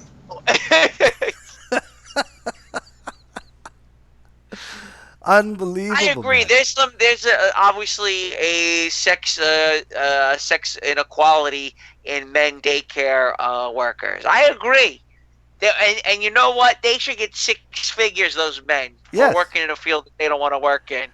as like a daycare worker at a Well, private. imagine if men just took over that field, and eventually, you know, all these, like, I mean, and all the women, men just took over that field, the children would be in much better hands, I would say. Yeah. Well, of course they would. Absolutely, they would. I'm 100% sure they would. But you know, this is the world we live in today, where, for example, in California, I don't have an article up for that, but we talked about it, I think, last stream with Sandman. But in California, they're forcing companies to put women on the board of directors by law, which means you don't get the job by merit, you get the job by whether or not you have a penis or a vagina. I don't understand how they think that's really going to work out economically. Well, again, you know, it's a pacifism of the American male. That's really the fucking problem. I understand your own way. I'm with it. I'm all for it. But again, it's a form of is MGTOW a form of pacifism? You know, this pacifism comes from the baby boomers. That you allowed the state to grow. You allowed your women to fuck niggers. You allowed your son to chop their dicks off and prance around in high heels. This comes back to baby boomers. I really can't wait for them to fucking die. I'm praying to Christ, get rid of them, please, so we can. At least I think the men of millennial generation that vote for the right are hopefully. I'm praying to God they're going to regain this country, at least balkanize the United States. And, you go over there, we go over here, and you don't come in anymore. I want a country of He-Man woman haters, okay? And these men build their own societies, and women are going to be like, oh, wow, this is really nice. I'll suck your dick. I'll do what you want. I'll do what you want. Let me back in. I do hope that day is going to come, and I hope it happens in my own lifetime. I don't know if it will, man. To be honest, I think that the boomers destroyed any hopes we have, because Civil War is inevitable. I'll see you at the Battle of Six Flags in the last stand at Dave and Buster's, Ayam. Yes, yeah. The last stand of McDonald's. I'll be there. I saw Colin Quinn stand up last week, and he's doing this whole residency in downtown Manhattan. It was $80 a ticket, and it was basically America being in a civil war. Dude, it was hysterical. It was so funny where he was just talking about. It was just him ripping on liberals in Manhattan, which made it great. And a couple nights prior to me being there, Jerry Seinfeld was in the audience because he's good friends with Colin Quinn. And he was talking about, do you really think a civil war is going to break out in the United States? Or it'll be the first time in world history where the refugees are just obese people because they're too fat to fuck. Oh, dude, it was so funny. They're too fat and to he says, do yeah, yeah, think about it. Who's not going to fight if there was a civil war in America? It's going to be fat people. Well, they won't be able to. to. That's what he's talking about. Yeah, they're unable to fight, so they're going to be refugees. They're going to be looking for asylum. Well, JGG says the West is daycare for women, not for children. Daycare for women. And not only that, Jay, but daycare is not for sodomites. we need to keep the sodomites out of daycare. Alvaro de Bazin, good to see you back. There he is. Women are useless, and there's not a single task they can do better than a man except obeying. And I think that's why they hire them. Holy Christ, absolutely. Why do you think AOC, why do you think Cortez is where she is? And this is something I brought up when we talked to Sandman about AOC, is that she'll do whatever her masters tell her to do. It's the groupthink of the female mentality. It's incredible. They applaud her. They applaud her for doing what they want her to do. That's the sickness. That's the fear. Is that she believes in her own fucking farts. Okay, and no Hey, one's there to. Hey, who's look, this? you're an idiot. I must have missed that episode. Who are you guys talking about? AOC, man. It's our backdrop tonight. Yeah, Cortez.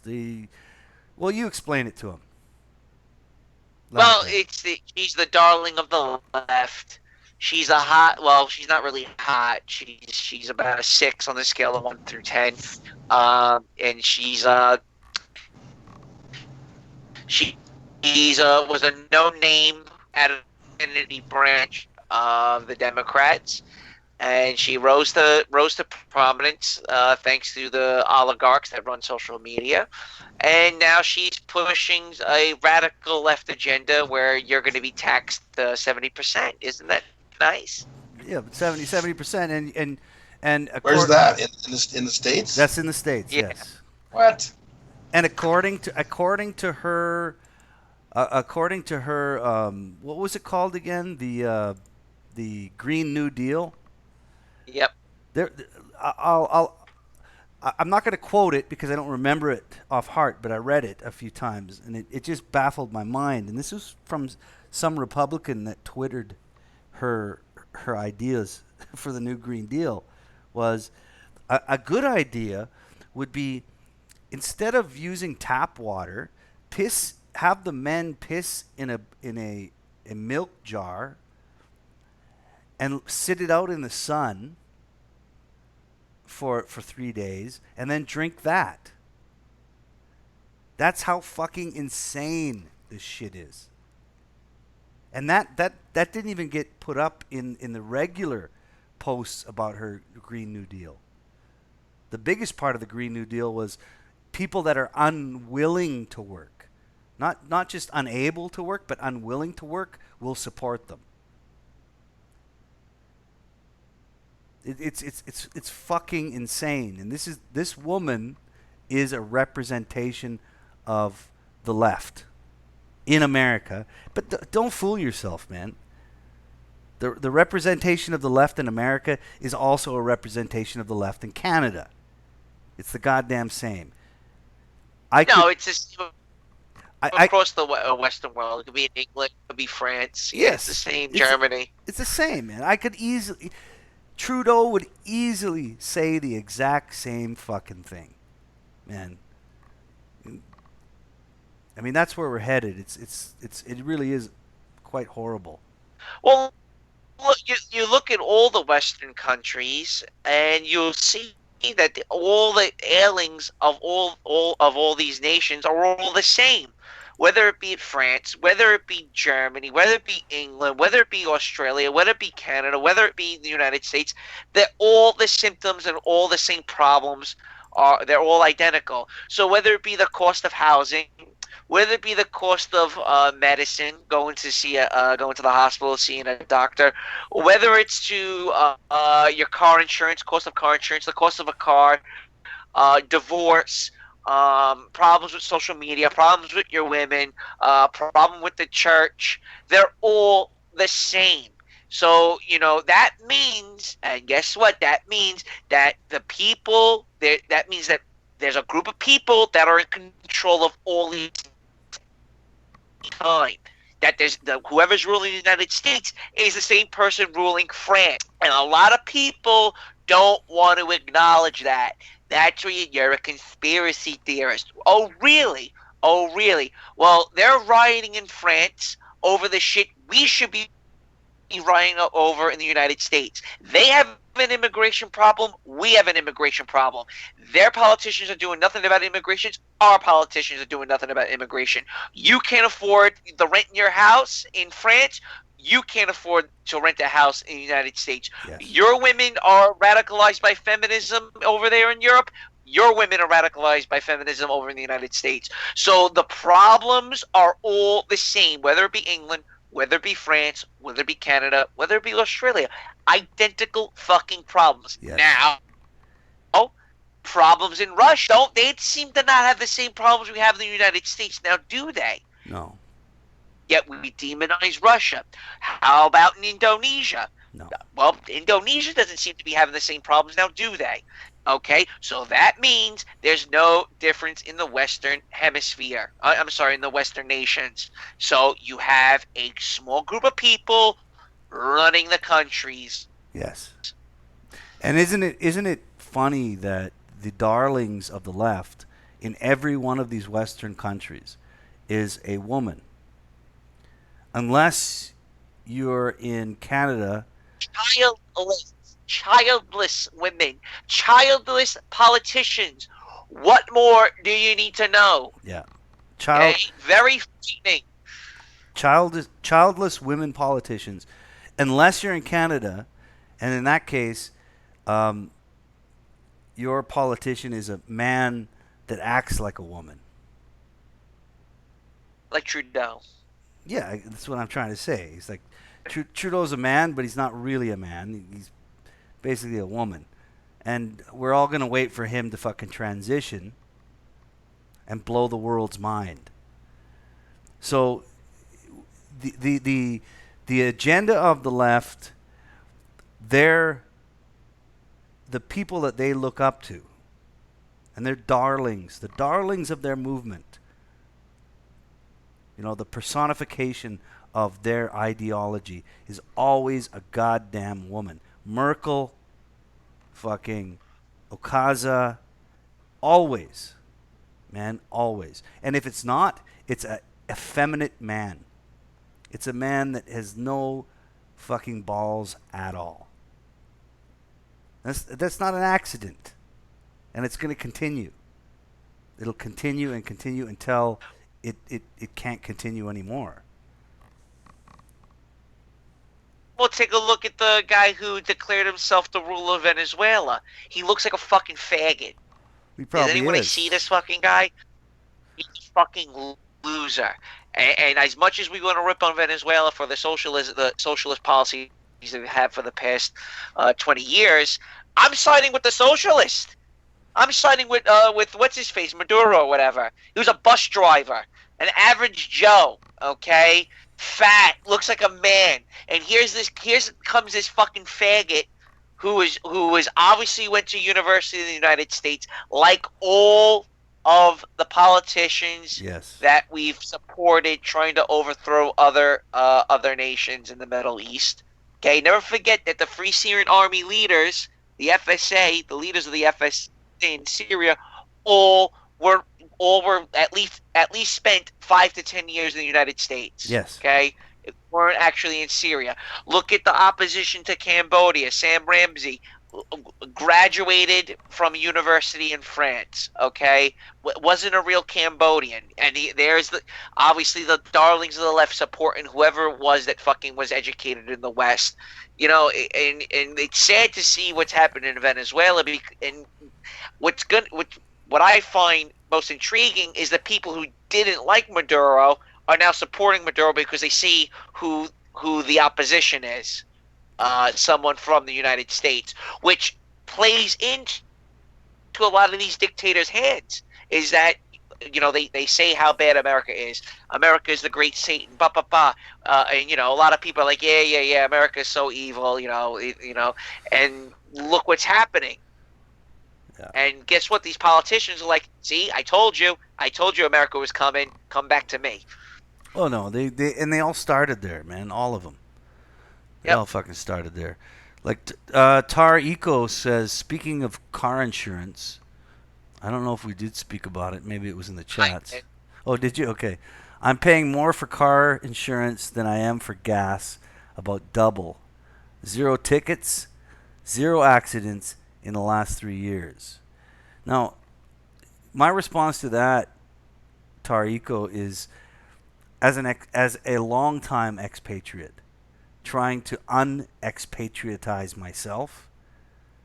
All right, like going away for that long, for 13 years, to a developing nation, and then trying to come back here and reintegrate myself into it because I did it wrong. I should have done it better, but I was young and stupid and I didn't know. Trying to come back here, my God, the concept of car insurance, licenses, it's incredible. It's incredible. But they don't want you in a car. No, they don't. And that's part of the Green Deal. Yeah. Okay, Yeah. what's part of the Green Deal? You could ride a bicycle with the sodomites. Yeah. Ride a bike. Don't procreate. Yep. Double Fill out a stuff. 1090. Fill out a 1099 because you're an independent contractor working in a workspace where it's basically a manufactured sheetrock former shitty commercial space where you have a desk with a bunch of strangers that you don't fucking know. You have no health insurance. Okay, and basically your job is out of a laptop, and you're spending $6 on a macchiato from Starbucks. Yeah. That's what they're trying to push. That's what they want. They don't want you having an employer. They want you atomized. Definitely they don't want you unionizing. Yep. And they want you to be. They don't want you consuming as much as that many resources. So yeah, you can rent a desk in an abandoned commercial space in your hometown with a bunch of strangers. That's what they want in filling out a 1099. For those who are not from the United States, a 1099 is a tax form stating that you're an independent contractor. You don't actually have an employer. You're basically working ad hoc, freelancing. Yeah. No, and again, like I said, with the concept of insurance and a license to drive, I couldn't believe it, actually, when I came back. And I was met with hostility at every point. Just walking into the office to say, look, I want to get my license back. It's expired. I've been gone. The number of hoops I had to jump through just for that was never like that before. Oh well, look, even renting an apartment in the United States now it's like filling out an application for a mortgage. Remember, we did shooting BBs at a tiger tank. You remember the stacks of papers I showed you? Yeah. One was from 1991, where it was to buy an apartment. It was only about 20 pages. And then you look at it what it is in 2019, where it's like the Holy Bible. It's fucking insane. Yeah. And again, renting an apartment now, the requirements are the same as if you're applying for a mortgage. Who's your employer? How long you've been employed with them? I want references. I want to know your mother's blood type. I'm like, yo, I'm just trying to rent an apartment. I'm not trying to fucking buy the place. No. We need to know all these things. Yes. Yes. Just to rent a space, to put a roof over your head. Yeah. Yeah, no, they want to know everything about you. And going back to the car insurance issue and the license issue. The one thing that crossed my mind the whole time, because I've only been back 2.5 years, not that long, and I keep thinking to myself, well, how come I keep seeing these fucking foreigners from Syria driving around? Could they even speak English? How do they get a license? How do they do it? Like, there they are driving around. I'm a Canadian citizen that speaks the language of the country. Why are you making it so difficult for me to get my license back? And of course, guess who I was talking to? A woman. A woman, and an angry woman. Angry for some reason. I don't understand why they're so angry. Just angry. Like, okay, I just want to fucking do the test, get my goddamn license back. Oh, but you're gonna have to do this and this and this. You got to pay this money and this money and this money. I'm like, what about these other guys that are these Syrians that are fucking driving around all the time? How do they get it so easily? I didn't say. That's a good question, man. I wonder about that all the time. Like, you see these immigrants, man. I'm like, how did you fill out the paper? Well, you know what? They have someone doing it for them. Of Someone at course. the government fills it out for them. Of course. You don't get that fucking hand-me-out. And there it is. White girl. I'll do it for you. Pakistani immigrant fucking who's got bed bugs fucking crawling out of his face. Here you go. What do you need? You need the welfare? Here you go.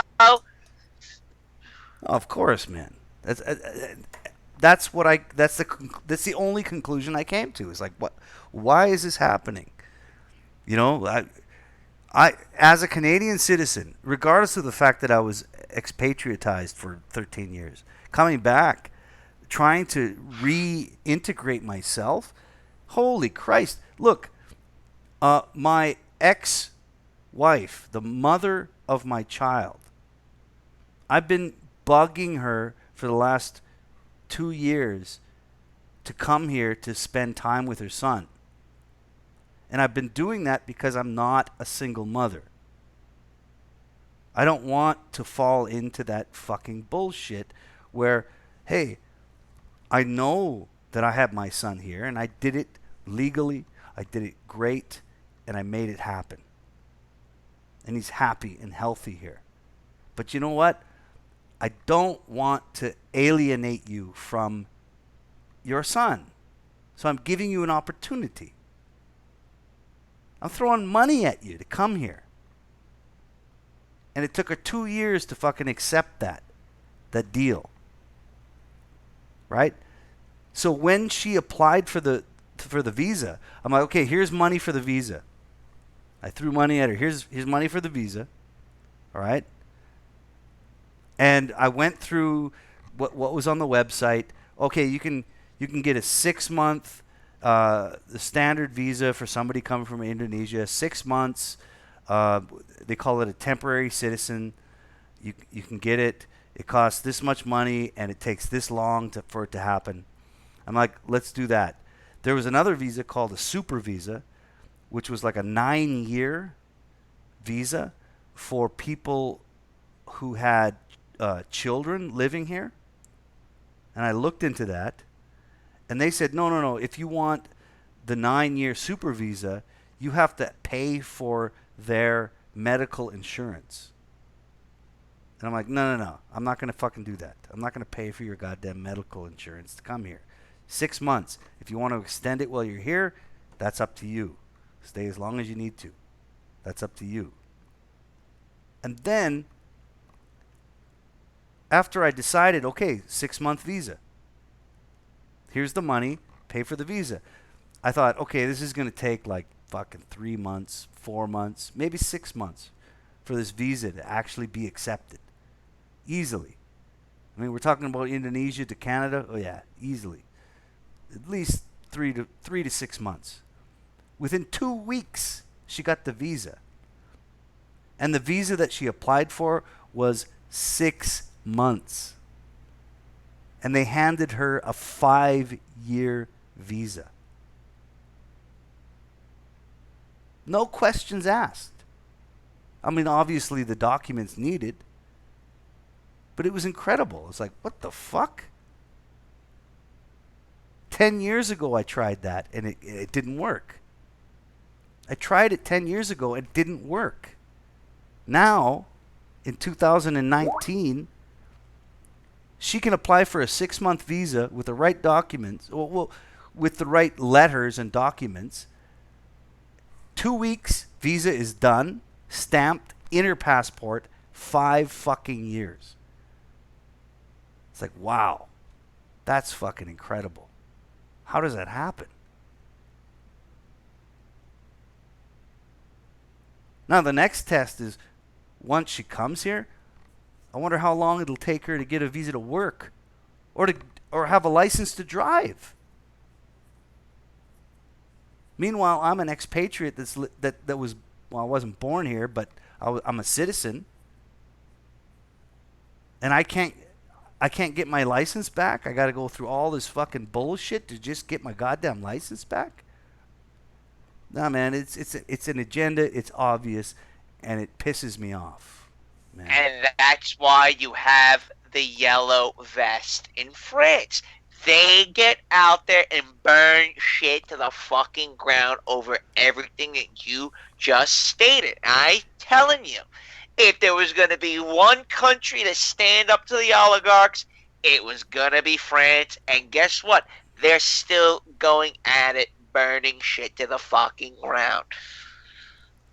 Oh God, it's fucking insane. I'm Man. waiting for Americans. I'm waiting. You know, we have to wait for baby boomers to die. Then they'll change. Wait for a fucking guy with a $6,000 fucking pension and his daughter out getting fucked up on OxyContin to fucking die. Fuck the baby boom. I hate baby boomers. I hate them. 10 There more, they 10 are, more all years. excited. They're just shitting their pants. They're all excited about how much their houses are worth. Okay? Oh my god, my house is worth so much. And you see them bragging and looking, and then they're like, "Oh, we gotta cut your health care, Nick. Gotta cut your health care there, Lamprey Melt." What? Yo, you're just talking about your house worth $500,000. You can't throw me $200 so I can go and get my fucking hand fixed? What? Hello? Yeah. Hi. Nah, you ain't. Yeah, fuck you. I'm gonna sell this house to a Chinese fucking immigrant who's gonna obviously do illegal shit in this fucking house. You know. He's gonna sell. My biracial baby. We're gonna buy the baby formula from China that's got fucking lead chips in it, lead paint chips in it. The fuck out of here. Fuck them. Pieces of shit, all of them. Pieces of fucking shit. These old ass white men, old white men. And women. It's not just men. It's white women too. The boomers are women too. The father's gonna vote right because he's a racist bigot, but he fucking hires illegal immigrants to fucking clean dishes at his restaurant, right? So he'll do that, and she'll vote left to let more of them in. Yeah, it's fucking insane. It's fucking insane, man. Give him 10 years. 10 years. 10 years, the boomers are gone. I can't wait to see those death panels for them. I can't wait. Can't wait. 10 years. I man. hope they're toilet green for baby boomer. 10 years are done. They got 10 years left. Maybe 15 at the most. 10 to 15 years are done. Wait, so for I mentioned it to Sandman and Ayam yesterday. 15 minutes prior to going live on yesterday's live stream, I had to take a taxi cab home. Reasons why I don't have a car. That's a whole different topic. I don't feel like getting into it right now without fucking having a stroke. So I had to take a taxi cab home, and I get into the taxi cab, and this guy sits next to me, and it was the taxi driver from Pakistan gets on the radio and says, radio dispatcher. I just picked up Rick Lazio. Rick Lazio's in the car right now, and that's the guy. Rick Lazio is the guy sitting next to me. I hear the Pakistani saying this to the dispatcher. I'm like, Rick Lazio. Like, he's a politician. He's the guy that ran against Hillary Clinton in 2000 for the Senate seat. He's sitting next to me right now. So I'm like, holy shit, it's fucking Rick Lazio. And, I didn't say anything to him, and we're in the car for a while sitting next to each other, and the immigrants talking to Rick Lazio, and then I off the cuff said to Rick Lazio, I go, hey, Mr. Lazio, what's going to happen when your generation dies off? Who's going to live in all these big fucking houses if no one's getting married and having children? And he gave me such a political answer I wanted to throw up. Well, you always have Manhattan, and Manhattan's always going to keep Long Island afloat. We got to stop the brain drain. The brain drain is really what's really depriving you young millennials the right to live and the right to affordable housing. Blah, blah, blah, blah, blah, blah, blah. All right, I was like, thank you, Mr. Lazio. It's a pleasure meeting you. But again, just like the no empathy for my generation, and because there's no empathy for people that are under the age of 35, brings us to the reason why AOC is now a politician and Trump's the president, and we're going in further and further political directions. Yeah. The right's going even further right, and the left's going further left because of people such as him, Mr. Lazio, and Baby Boomer. That's it. There you go. Yeah. Look, Louis. Lovely. My first politician. Louise Hackett says baby boomers are great. White people are great. Look, Louise, baby. Great. Can I stop 1 moment? Let me tell you. I wanted to share this story too. Sorry, MGTOW. MGTOW. What's his messenger? Is he still there? Messenger. Messenger, you still there? Yeah, I'm right here, brothers. Okay.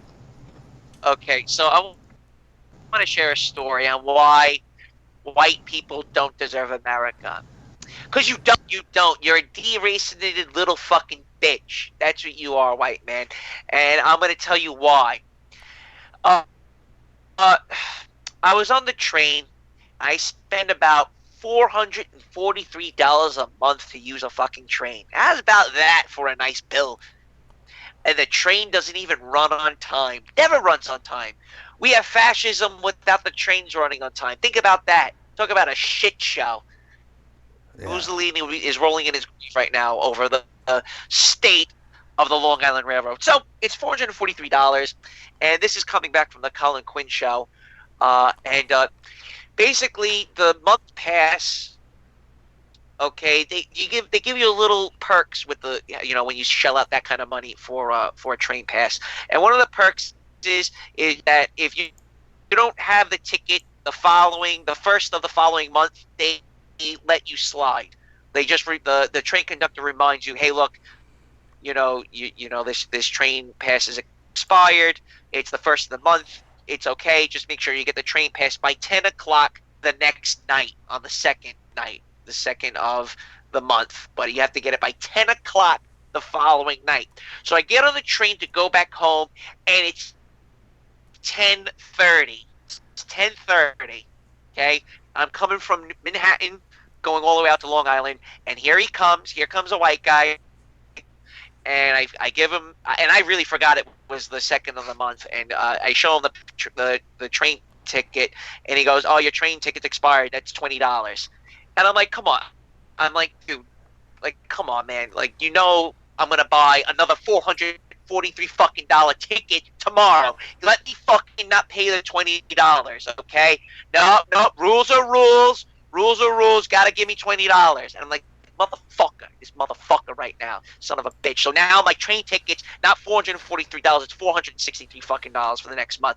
So I pay him the fucking the ticket. Meanwhile, the black bitch, okay, she can ride the fucking train, because the reason why she can ride the train free is because she's gonna make a big fucking scene that you're being racist or some fucking bullshit. So she gets to fucking ride the train free. I don't. I gotta pay an extra $20. Thank you, white man. Go fuck yourself. Okay, that's one story. Now, at my job, we were in the middle of evicting a family from India. Okay, they didn't pay their mortgage.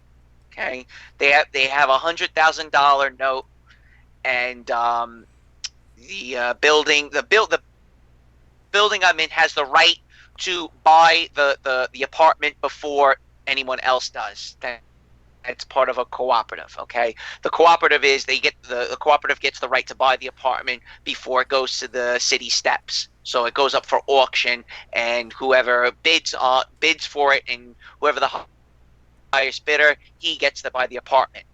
But the building gets the right before anybody else.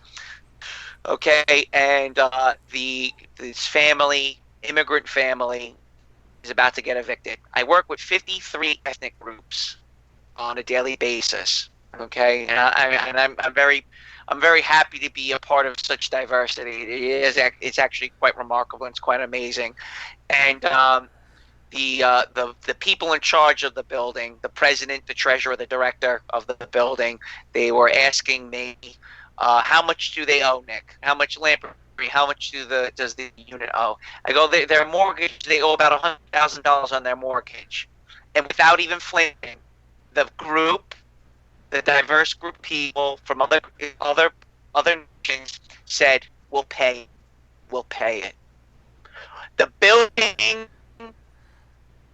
$1,000, so the immigrant family doesn't get evicted, and that's why they're gonna beat you. The immigrants gonna beat you for reasons like that. Without even flinching, the group of immigrants decided to pay the $100,000 as a collective, as a family, to pick up this person's mortgage tab, so they don't have to get thrown into the streets. Yeah. Meanwhile, I had to shell out $20 fucking dollars.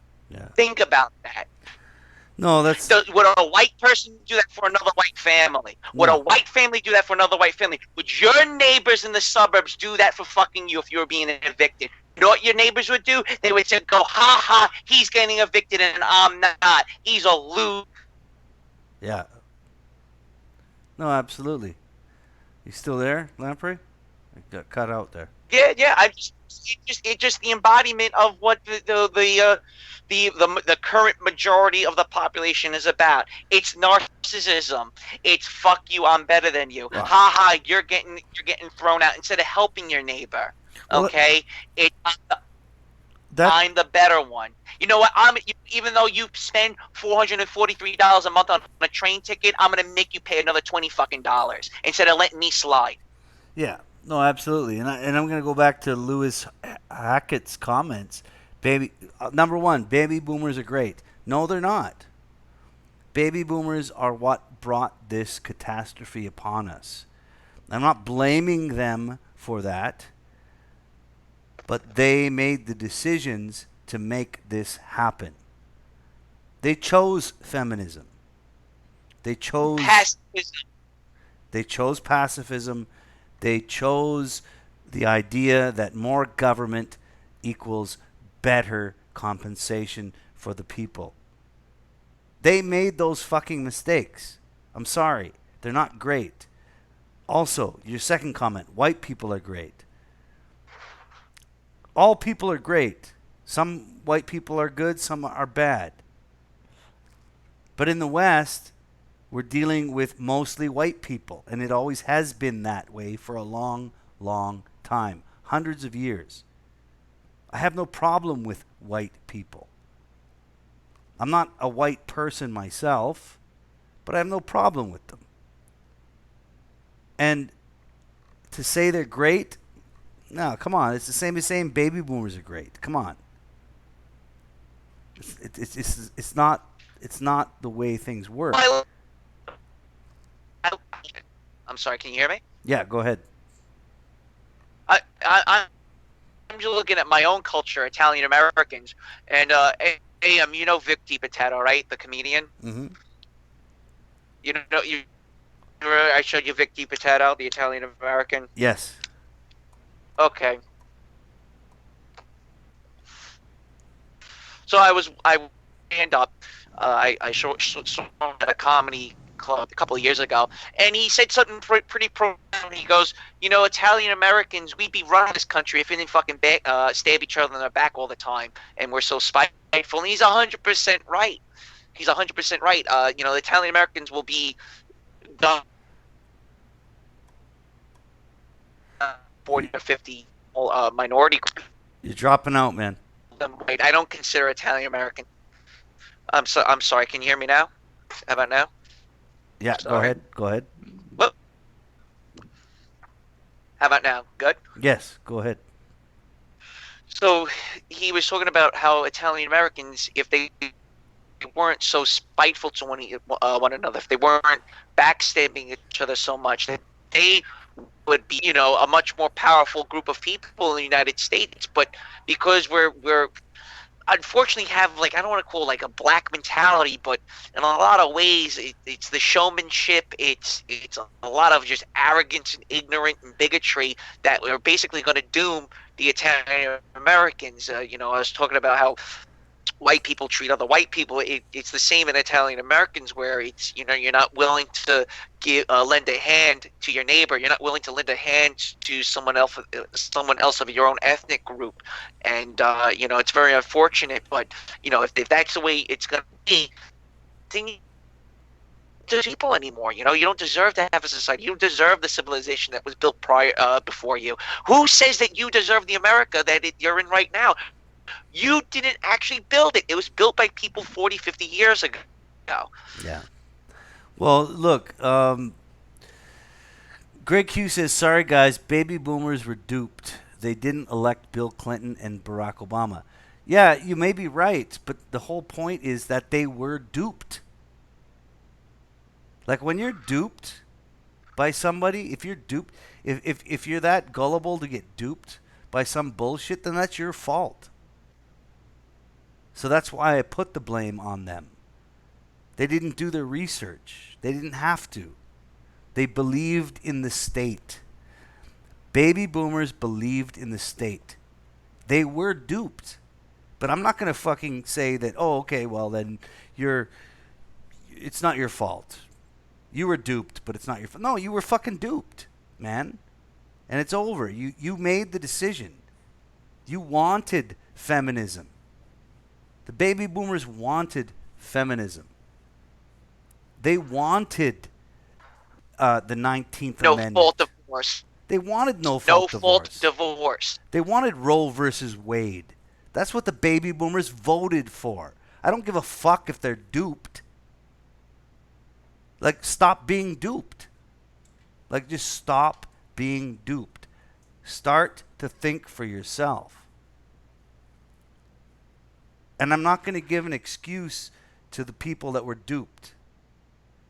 Look, if somebody was asked a question and they gave the wrong answer, but it was obvious how they had to answer it, I'm not going to say, oh, okay, you gave the wrong answer. Sorry for you. No, you failed. You answered it wrong. 50-50. Yeah, man. No. Come on. Let's be realistic here. The baby boomers had the opportunity to make a difference, and they failed. Okay? And they're not holding Trump accountable either. No. And their failure is up to them individually. You failed. Did you fail or not? Yes, I did. Accept it or don't. And now we get into the modern age where most what he calls millennials, failure is not an option. Look, it really comes down to, can you admit you made a mistake or not? If you can, they don't. No, they don't. They make excuses. They make excuses. I don't see millennials are not making excuses. Anybody else ever noticed that? Millennials are not making excuses for what the problems are. We're pointing out to what the problems are to the people that created the problem, and we're getting blamed for it. Yes, absolutely, man.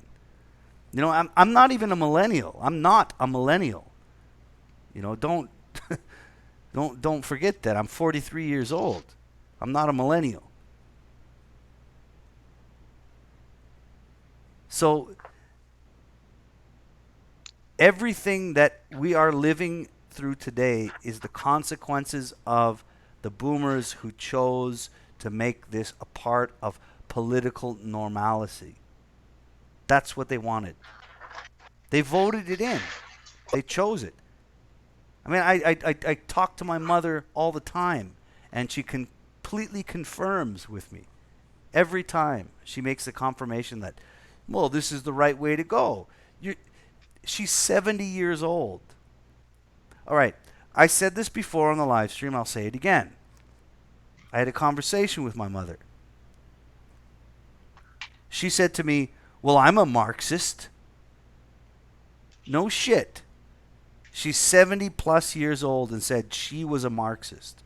And I want to remind you all that her and I made a trip to the Soviet Union in 1991 when I was a 17-year-old kid. And I went through the line to see the dead corpse of Lenin. I got pushed to the front of the line of a bunch of poor people, and the line went blocks and blocks around to watch the corpse of their Marxist leader. I walked the streets of Moscow. I saw the bread lines. I went into the stores, man. I went into the goddamn stores and I saw it. I saw these people. It was fucking horrible. It made a big impression on my mind as a young boy. Fast forward until now. Until I'm a grown adult of 43 years old. And my own mother is telling me she's a Marxist. That's brainwashing. That's the brainwashing of the boomers. The boomers love Marxism. They love it. That was what they were born and bred to accept. And they're voting it in, and they have been voting it in. Once they die, that will stop.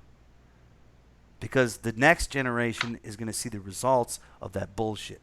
And I'm telling you, my own mother saw with her own eyes the results of Marxism in Stalinist Russia, in fucking the USSR. She saw it. And still today called herself to my face a Marxist. And I laughed. I was like, wow. Did we visit different alternative universes of what we saw? Really? But there it is. And she's not alone. There are many other of these baby boomers that think the same. It's this idea, it's this, they inject the concept, they grow it, and as they age, that seed keeps growing towards this concept of Marxism. And it's done. I mean, I'm tired of watching baby boomers sit down in front of a television set and watch CNN, and they get enraged when they talk. Greg Q says they don't vote. Greg Q's getting all mad because he's a boomer. Well, you know what, Greg Q? If you're a boomer, you know what? Maybe you're one of the ones that got away from it. All right? Maybe. There's a lot that I'm sure there's some that did. But the point I'm making is that this is reality. The reality is that they're the ones that make these decisions. They're the ones that vote. The kids don't vote. You know, and a lot of the millennials don't vote because they don't even know how to vote. They're not interested in voting. And that's the whole point of a democratic system, of a majority vote system. You keep the people interested that are going to vote for you. And that's what's happening today with the whole immigration crisis. Our entire policy, our entire system of democratic voting is based on numbers. Who gets the most votes? Well, how do you get the most votes? Well, you bring in the immigrants and they vote. Or you condition the current population to vote for you, and they do it. And they tend to stay that way. I dare you to find me some kind of data on how many baby boomers that still are alive today have switched from their liberal concepts over to something a little more conservative. I dare you. They don't. It's brainwashing. Anyway, that's what I wanted to say on that. Gotta love it. Where are we at with time? We're at 2:08. Where the fuck is Messenger? You still there, Messenger? Yeah, I've just been listening to you guys talk about your things. I thought this was all about MGTOW. What's going on here? This is MGTOW. Oh, I guess I was lost. Yeah, MGTOW. I was lost on the highway. Lost. The highway of thought. The highway of thought. THOT. Well, you stuck your dick in a thought. What's your thoughts on that? Well, that was a long time ago, brother. Yeah, but That was. the repercussions still exist. Well, no, I have a dog. Well, look, I stuck my dick in the wrong chick, and guess what? After years of trying to find my kid and doing a stealth move to bring him back to Canada, and all of the legal shit I went through, after all of that shit, guess what? Now she's going to come here. So how do you think I feel? It never goes away. Never goes away.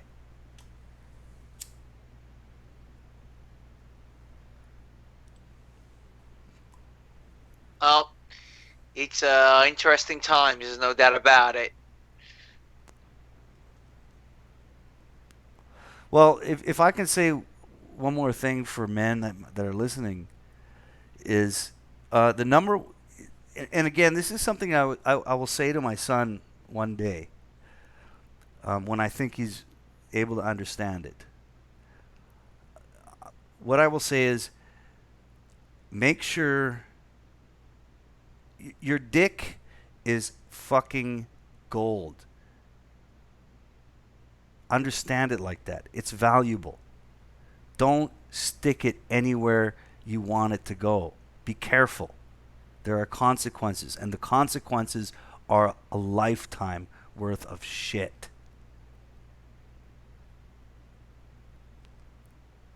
A lifetime. You know, any men listening now, just understand that you have value. You have value in the capacity or the sex that you are. Don't take it for granted, man, because if you take it for granted, some woman is going to fuck you over because they can. So don't do it. Be very, very careful. Now, I know that Messenger doesn't have a son. You have two daughters. What message would you give to them? Well, I wouldn't say anything about the golden penis, that's for sure. Oh, what'd you say to them? I mean, I don't have daughters. Yeah, well, when I can say it, I probably will say it. But when they're 3 years old and 5 years old, there's no secret message I'm gonna plant under my rose garden in my backyard and say, dig this up when you're 22. Like, you're gonna have to, you know, because you can't tell it to them to their face. You can't. You know, and the bitch that you stuck your dick in is not going to give you that privilege. So if you had to bury a letter in the garden, what would you say?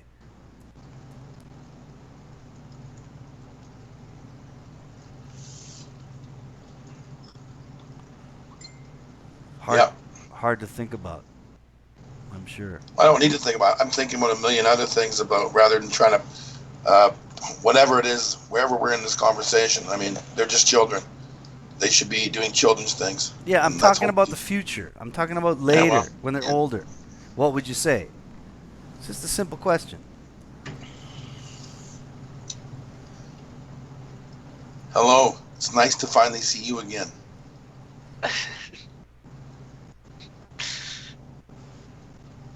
Yep, you could say that.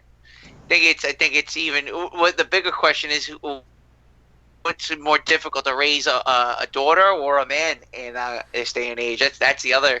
I think it's hard for parents of both sexes. Yeah, I don't know. I mean, I don't even know if I was in Messenger's position. You know, like what I would think and say. My brother has two girls. You know, and he doesn't get to see him very often either. And guess what? She's from Colombia. She's not a Canadian woman. And that poor fucker's going through the same bullshit. And I think about it sometimes. What would I say to them? You know, what would I say? How would I make my daughters good women? You know, and that's something I don't have to deal with. Women got to deal with self-esteem issues, which that's going to be the problem with women of the future, is that the expectations of young women is much higher than the expectations of men today. Men's expectations are being driven into the ground. Like, it's pretty much just video games and pornography and just staying home and maybe collecting a welfare check, where women are expected to be mothers, career-oriented, independent, bench pressing. They have a lot more that's been dealt to them than men now. You know. Well, that's why I have a lot of sympathy for Messenger because, and at the same time, my brother, my youngest brother, I just don't even know. I wouldn't even know how to approach it on that level. Hey guys, I got to take a piss, so the stream is yours. Well, we can end it. All right, well let's take it. Okay, we'll end it up. I'm tapped. Okay, guys. Let me just go through a couple of the chats. Meg Tung Farong is the one that finished it off. Representative democracy. Tell your daughters their pens is gold. I don't know what that means. Harder to. No, he wanted me to tell my daughters that their penis is gold. I'm like, okay. Yeah, I don't know what that means. Harder to raise a man, maybe.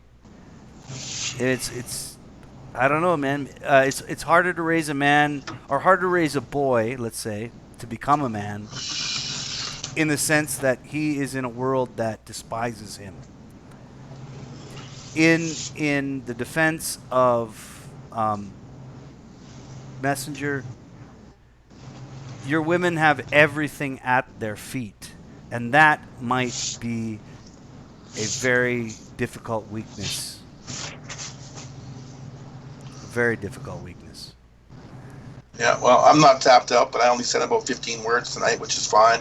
So, yeah, thanks for showing up, everybody. It was a great talk. Well, we can keep talking. I got to take a. No, we can keep going. All right, just take a break. We'll take a piss break. I got to take a piss. You guys talk. Yeah, but we'll get some other articles. Lamprey's out in the garage though. He's out in the garage freezing. So. No, I'll go inside. We'll take a quick break.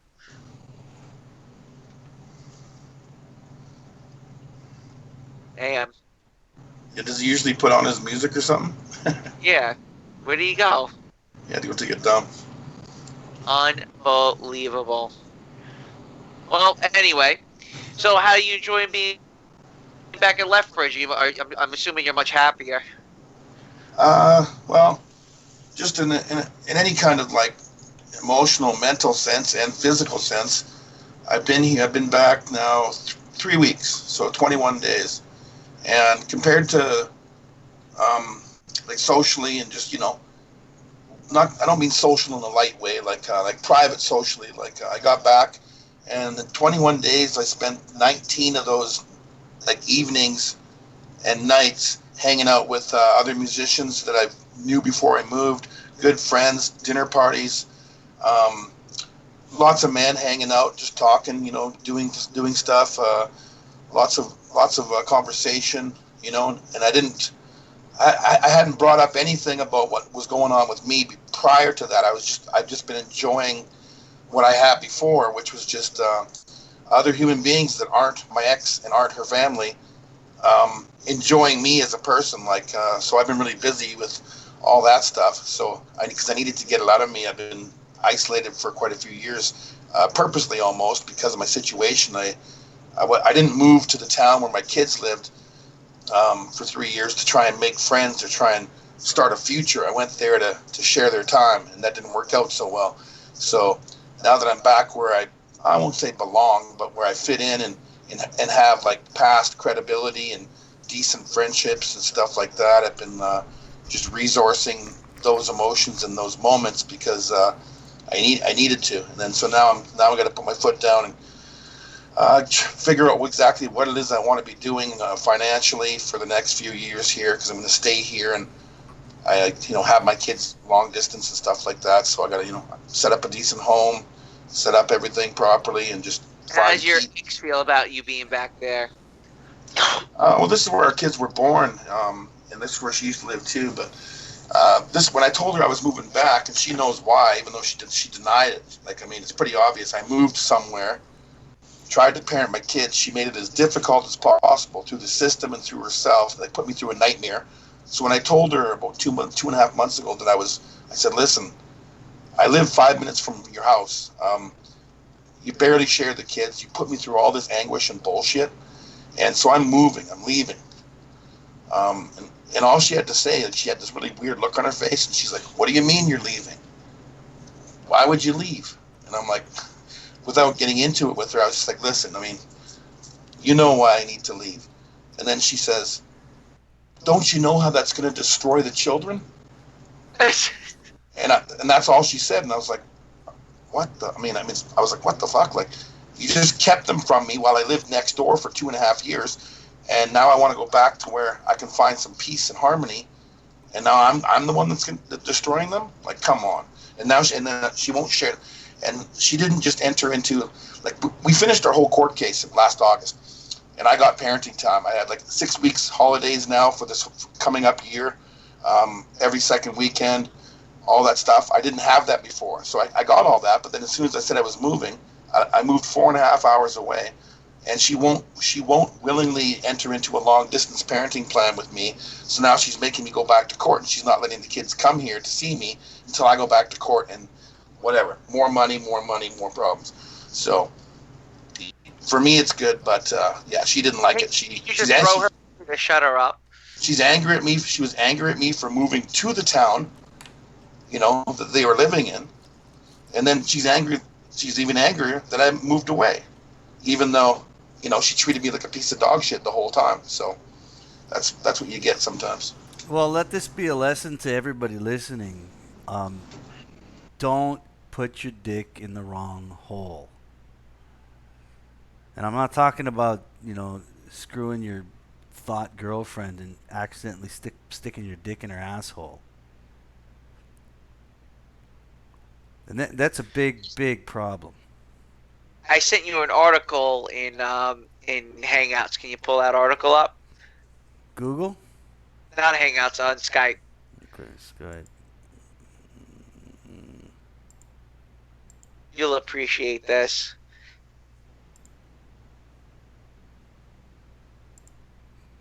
All right, hold on. I don't see the article.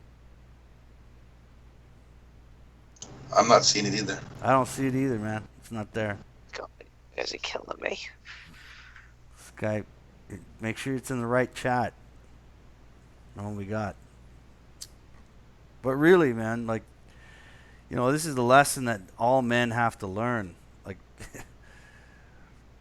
it's a function. It's a biological function. A lot of people say that women have this biological desire to have children. Men do too. But nobody's telling men how to prepare for what hole you stick your dick in. Nobody's doing it. Okay, I got the article.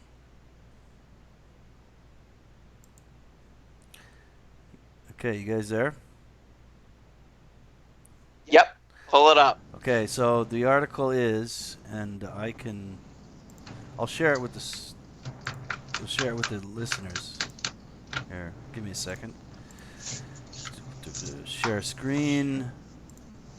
Okay. Who urinated in her boots? Question mark. A mystery at a California military base has led to claims of a cover-up. So what's this all about, man? Read it. You gotta read it. All right. For Staff Sergeant Jennifer Pineda, a 15-year veteran of the California Air National Guard, the military was a family calling. She followed her older sister and brother-in-law into the Guard, where she now holds an administrative position at the elite 144th Fighter Wing in Fresno. On March morning... Administrative. She's a fucking secretary. Right. Yes. On a March morning 4 years ago, Pineda was about to dress into a uniform she had stored overnight in a stall in the woman's bathroom when she made a foul discovery. Someone had urinated in her boots. The incident left Pineda humiliated and frightened, and would trigger a series of behind-the-scenes investigations whose scope has come to extend beyond what happened that day at the Fresno base. What the fuck? The defiling of Pineda's boots has led to allegations that high-ranking officers tried to bury the incident, including by destroying evidence that could have potentially identified a suspect through DNA, and retaliated against a male pilot who supported her efforts to find the perpetrator. According to the interviews and guard records obtained by the Times, some in the wing have begun calling the ongoing saga Pissgate. What the fuck, man? I mean, no wonder fucking like fathers are losing their families everywhere, and the families breaking up. People are more concerned about someone pissing in some woman's boots, but it's actually kind of funny. Obviously, a boy did it. A boy did it because it's funny as fuck. You leave your boots in the bathroom stall, and they're unisex in the military. That's unisex stalls, so someone's going to take a poop in them. Yeah, exactly. And it took a woman to get offended by it to make. Wait, you gotta keep reading it. You gotta keep going. Okay. Hold on. In the backdrop of the hold on. In the backdrop of the hashtag #MeToo movement, Guard leaders are concerned about the degrading nature of the act aimed at women. According to two sources close to the investigation, who requested anonymity because they are not authorized to publicly speak about the matter, only about 20% of the officers and enlisted members in the Guard are women. The Inspector General's inquiry is the third investigation into the Pineda Pissgate affair and part of a broader probe into whether whistleblowers at the 144th Wing suffered reprisals for questioning the actions or conduct of their superiors on a range of matters. At least 5 Guard members from the 144th Wing, including a pilot who was killed in October in a crash during a training mission in Ukraine, filed formal complaints. The Guard recently suspended a 144th commander for reasons it said were unrelated to the Pineda incident. Quote, "This boils down to just unprofessional leadership and cronyism," said Major Dan Woodside. I was going to go Muslim there, but I was wrong. Yeah, Not Maj, Major Dan Woodside, a retired 144th Fighter pilot who was a witness in the Inspector General's Pineda investigation and has complained about how she was treated. If anybody had urinated in their boots, they would have done everything they could to find the perpetrator, even if it involved calling the FBI. Unbelievable. Can you... What's happening here? I'll tell you what's happening. So, okay. Yeah, go on. Let's hear it. Okay, I was just going to say, this is what happens when you put women into the military. And that's sort of a synonym for women into men's roles. It's everywhere. You give women a right to vote, right? You give women the concept of equality. And what's the word, Lamprey, when they want more women into affirmative action. You always forget that one. Yeah, why do I always forget it? What is it called again? Affirmative action. Affirmative action. This is affirmative action. Yes, that's what it is. Affirmative action. I don't. I just. Okay, let me put it this way. If you were in middle school, like you were like a 12-year-old kid, and some girl tried to come into your bathroom, and she got pissed on, or to something to that degree. Come on. What do you expect? But this is what's happening, man. Well, obviously when someone pisses in a boot, you waste taxpayer money by calling the FBI to go and find out who did it. And well, that's what they're saying. And DNA tests. And how much does a DNA test cost to go and find someone that did this, to persecute them? And furthermore, what kind of charges are you actually going to bring the person up on? I would find a court would kind of scoff and laugh at something like this. But again, a waste of taxpayer money.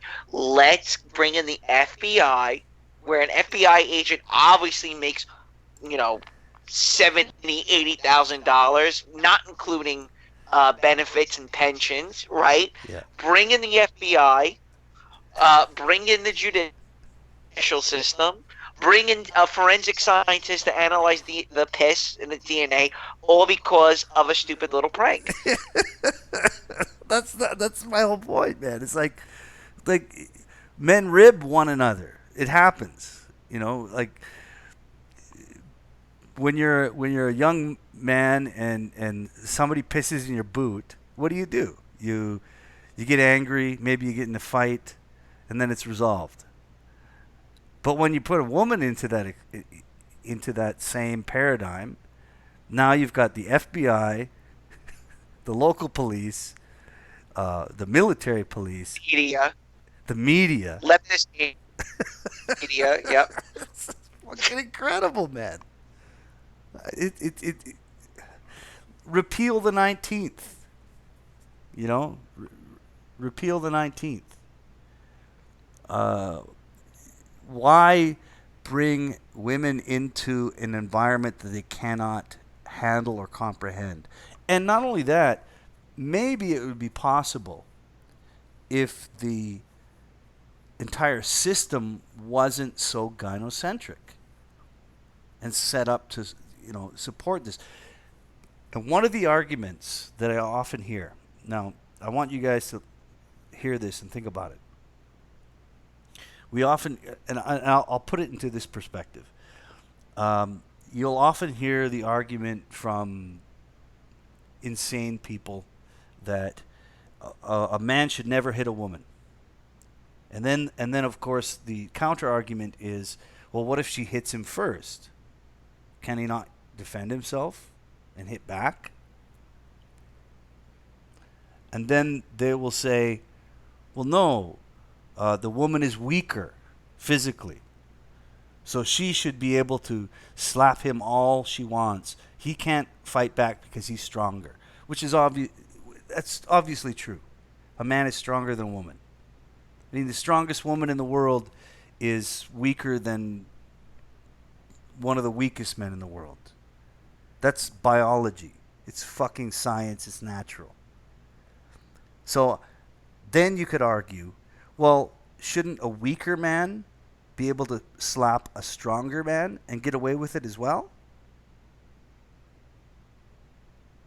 But of course, no. That's where the argument ends. The argument ends at logic. Because when it comes to a woman, it's all feelings and emotion.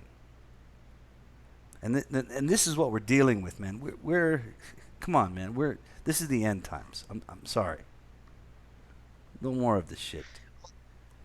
Well, until as long as the debt clock keeps on rolling, and you know, they're not. There's still no economic crash to reset a lot of these, administrative jobs in the Air Force. I mean, really, what is the United States Air Force fighting anymore? Can someone please point to this, boogeyman enemy that we're supposed to be fighting? Cold War ended, almost 30 years ago. So they're fighting their own women. They're fighting their own women now. They're fighting their own women and their own gynocentrism. And that's right. And it's fucking sad, man. Like, women want to be equal, but they can't take somebody pissing in their boot? Really? You know,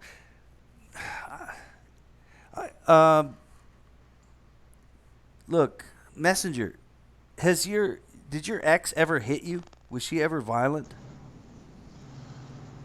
Oh man, there's a difference between violence. Depending if you're a scared man, you're like, oh my god, she hit my leg.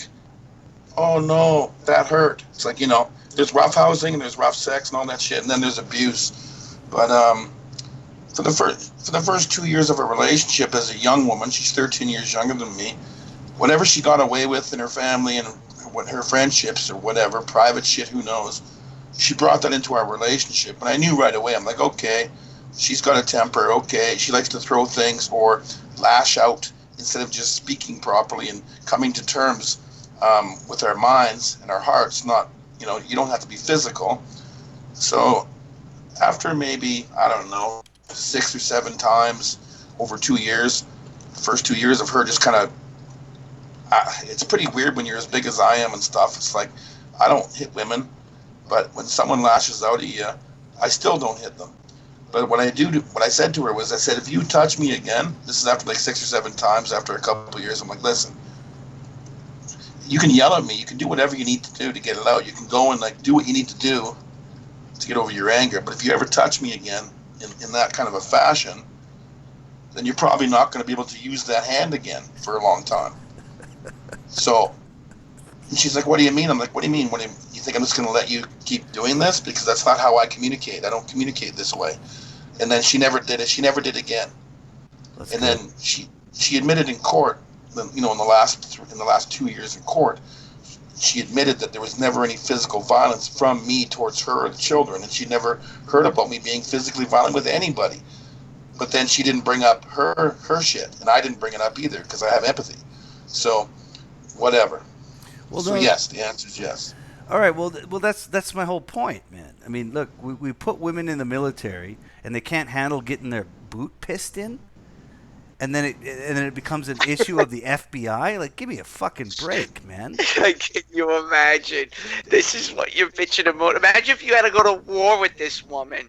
Yes. Yeah, exactly. Messenger. Imagine if you had to go to war with your ex. You know, like what the fuck would you do? And that's You'd frag her. yeah, man. You'd probably put your arm around her throat, drag her into a back alley, put a bullet to her head, and then walk away and go, okay, now everything's good. Now we can get on with what we're doing. You know, and this You'd frag your ex in a foxhole and say the Vietnamese did it. yes, exactly, man. Or the Germans. Well, you can't speak for another man's murder scenarios, but I mean, whatever it is that you guys, you know, whatever your fantasies are. There's nothing to do with fantasy. This is reality. I mean, look. That's not reality. It's a fantasy. What's a fantasy? Well, I'm not going to war with my ex, and you know. We were saying if you went to war with you, if your ex was in a foxhole with you, and it was life or Right. death. That's a fantasy scenario. Yes. So? Right. I wouldn't have to do anything. It's war. How long is she going to last? Would you jump in front of a bullet for her? Why would I have to do anything? She's not going to last. It's war. Like, what do I have to do? Like, she goes out to try and use her bayonet or whatever, she's getting slaughtered. Well, I can top your story.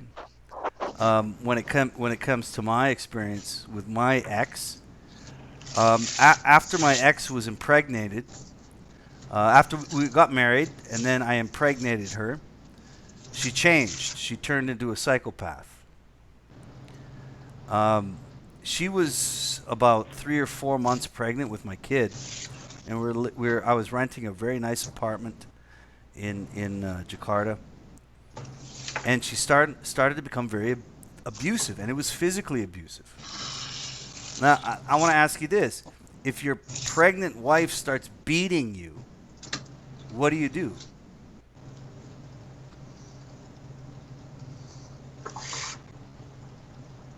I've never been in that situation. So I have. you know, I have, man. I'm asking Messenger, what would you do? Your pregnant wife. She's just pregnant. She's 4 months pregnant. She starts beating you. And I mean like clawing, punching, beating you. What do you do? Pretty much the same thing I would do if she had 4 of her friends with her, and they're all females, and they were all pregnant. And what's that? Nothing. You take it. Stand up, and walk away. What if you Don't just stand there. What if don't you had just no stand one- there. what if you had don't no- just stand there.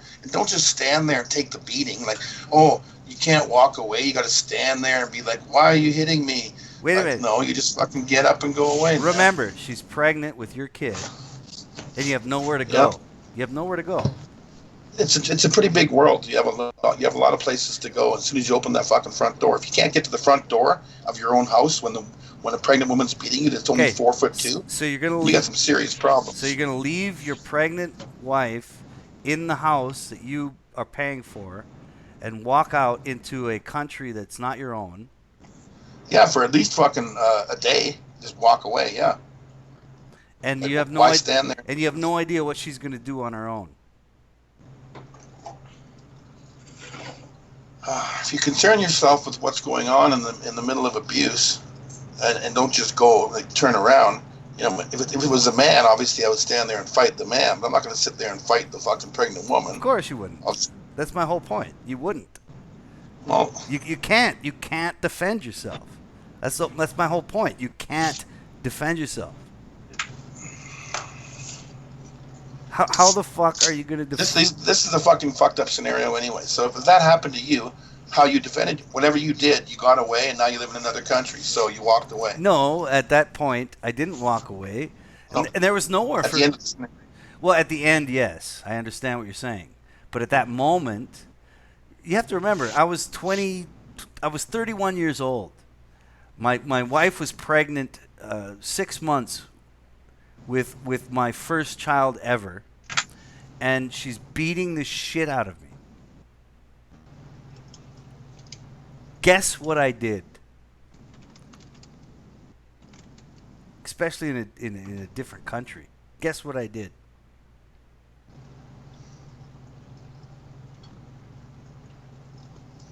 Guess. I'm not going to guess what you did. You already told me what you've done. Well, I didn't quite tell you, but I. in our entire friendship, yeah, you've told me what you did. Oh yeah, I guess I've told you that. Go ahead. Well, call me retard. I'm sorry. No, I have told you that before. Basically, what I did was nothing, because there's nothing you can do as a man. There's nothing you can do. What are you going to do? Just start laying into your pregnant wife who's got your own kid in her belly? What are you going to run away and hope that her psychotic episode just disappears and nothing happens to the child that's in her belly? You can't do anything. Dude, I disagree, but go ahead. Okay, well, you tell me what I could have done. I've already explained the scenario. I already said what I would do if there was 4 of them there, 5 of them, 7 of them. But there wasn't 4. There was 1, and it was the well, there one. you go. It was the mother of my child. It's pretty easy to stand up, light a cigarette, go for a walk around the fucking block, go out for a drink, play some darts, go talk to a hooker, whatever you want to do. Just don't be in that situation anymore for at least fucking a few hours, if not a couple days. And if something happened to your kid, which it obviously didn't, because now you're raising him in Canada. Yeah, so I mean, it didn't happen because I that. stayed with her. I didn't want her to jump out a window, or do something that might jeopardize the health of the child that was in her belly. I didn't want that to happen. I didn't want to be away from it, but to be with it meant I had to take this abuse. But the point I'm trying to make is this is what men have to go through. Right? Right, we know that. We're men. That's the whole point. Like, that's the thing is, you wake up in the morning, I'm going through it all right now without being reminded by anybody. Sometimes it's private, sometimes it's public. But, it's not all fucking, I don't just want to end my life every 5 minutes because I'm a man walking around the earth. There's still a place for men. You don't have to, just go away. There's still an area. There's a safe space for men.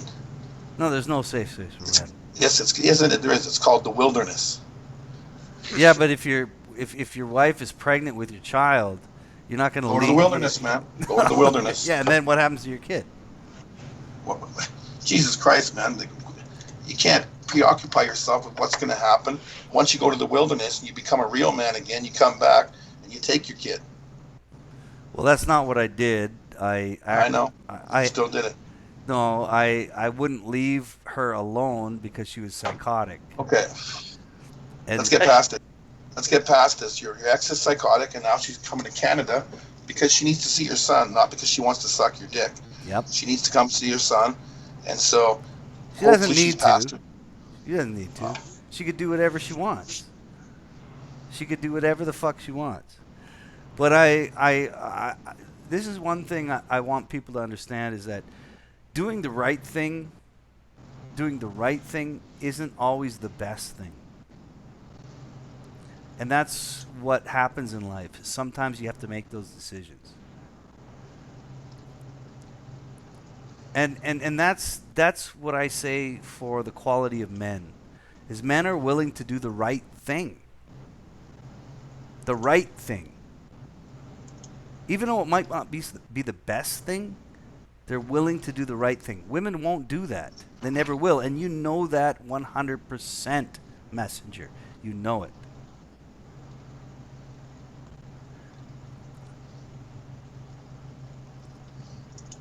Right. I never put myself in any of these. It seems that guys like don't really think with their fucking brains Yes. when they get involved with. Absolutely. You know, right. I've only been in 2 serious relationships. Unfortunately, one of them was a fucking bar girl from Cambodia. So I mean, you know, maybe my track record's really not one that should be followed. But at least the 2 women that I had relationships that lasted for more than 1 year, I never had any of these problems with either of them. You know, and for the ones that I hooked up with a casual flings, that you know, they were attractive and everything, but I kind of vetted them, and you know, my intuition just seems to be way better than the average layman's. You know, even with bar girls that I hooked up with, I'm like, you know what, she doesn't look like a girl that's gonna fucking kill me and ruin my life. So I'm gonna, she's not, or Western women, she's not gonna pull a Me Too on me. I don't have to worry about these things. Now, granted, look, I don't know what you guys, your experiences and how often you get hit on, but I get hit on at least twice a month. By gay men. No, I get hit on I get hit on quite often by women, and I don't pursue them. I don't pursue them because just by their body language, you know, and the way they act and stuff, I knew hooking up with them would be a bad idea. Just know it. I just know it.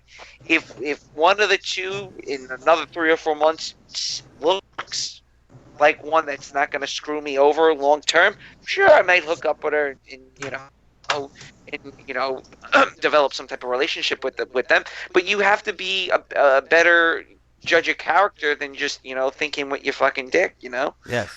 Well, that's my whole point, man. I mean, I stuck my dick in the wrong woman. Messenger did too. Okay, right. Don't speak for me saying that I just go out there and look for a hole to stick it in. Like, I've never say been. that. I'm not a male whore. I've never just walked around thinking, okay, just because I can doesn't mean I will. At the end of the day, you choose wisely in your own way. And the only difference I can tell so far, I've had about 5 long-term relationships, between 4 years and 6 years since I was like 17. So it's not like I'm running around the world creating babies everywhere.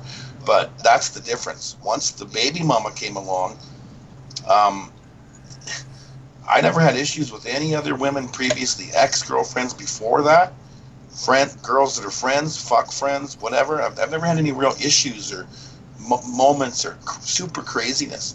Just as soon as the kids were involved, all of a sudden, even though I was with this woman for way more years without kids than I was with kids, until recently, broke up for 3 years. So those 3 years I get added on to the amount of time that we spent with kids. I'm like, wow, man, I've heard the horror stories. I'm part of it.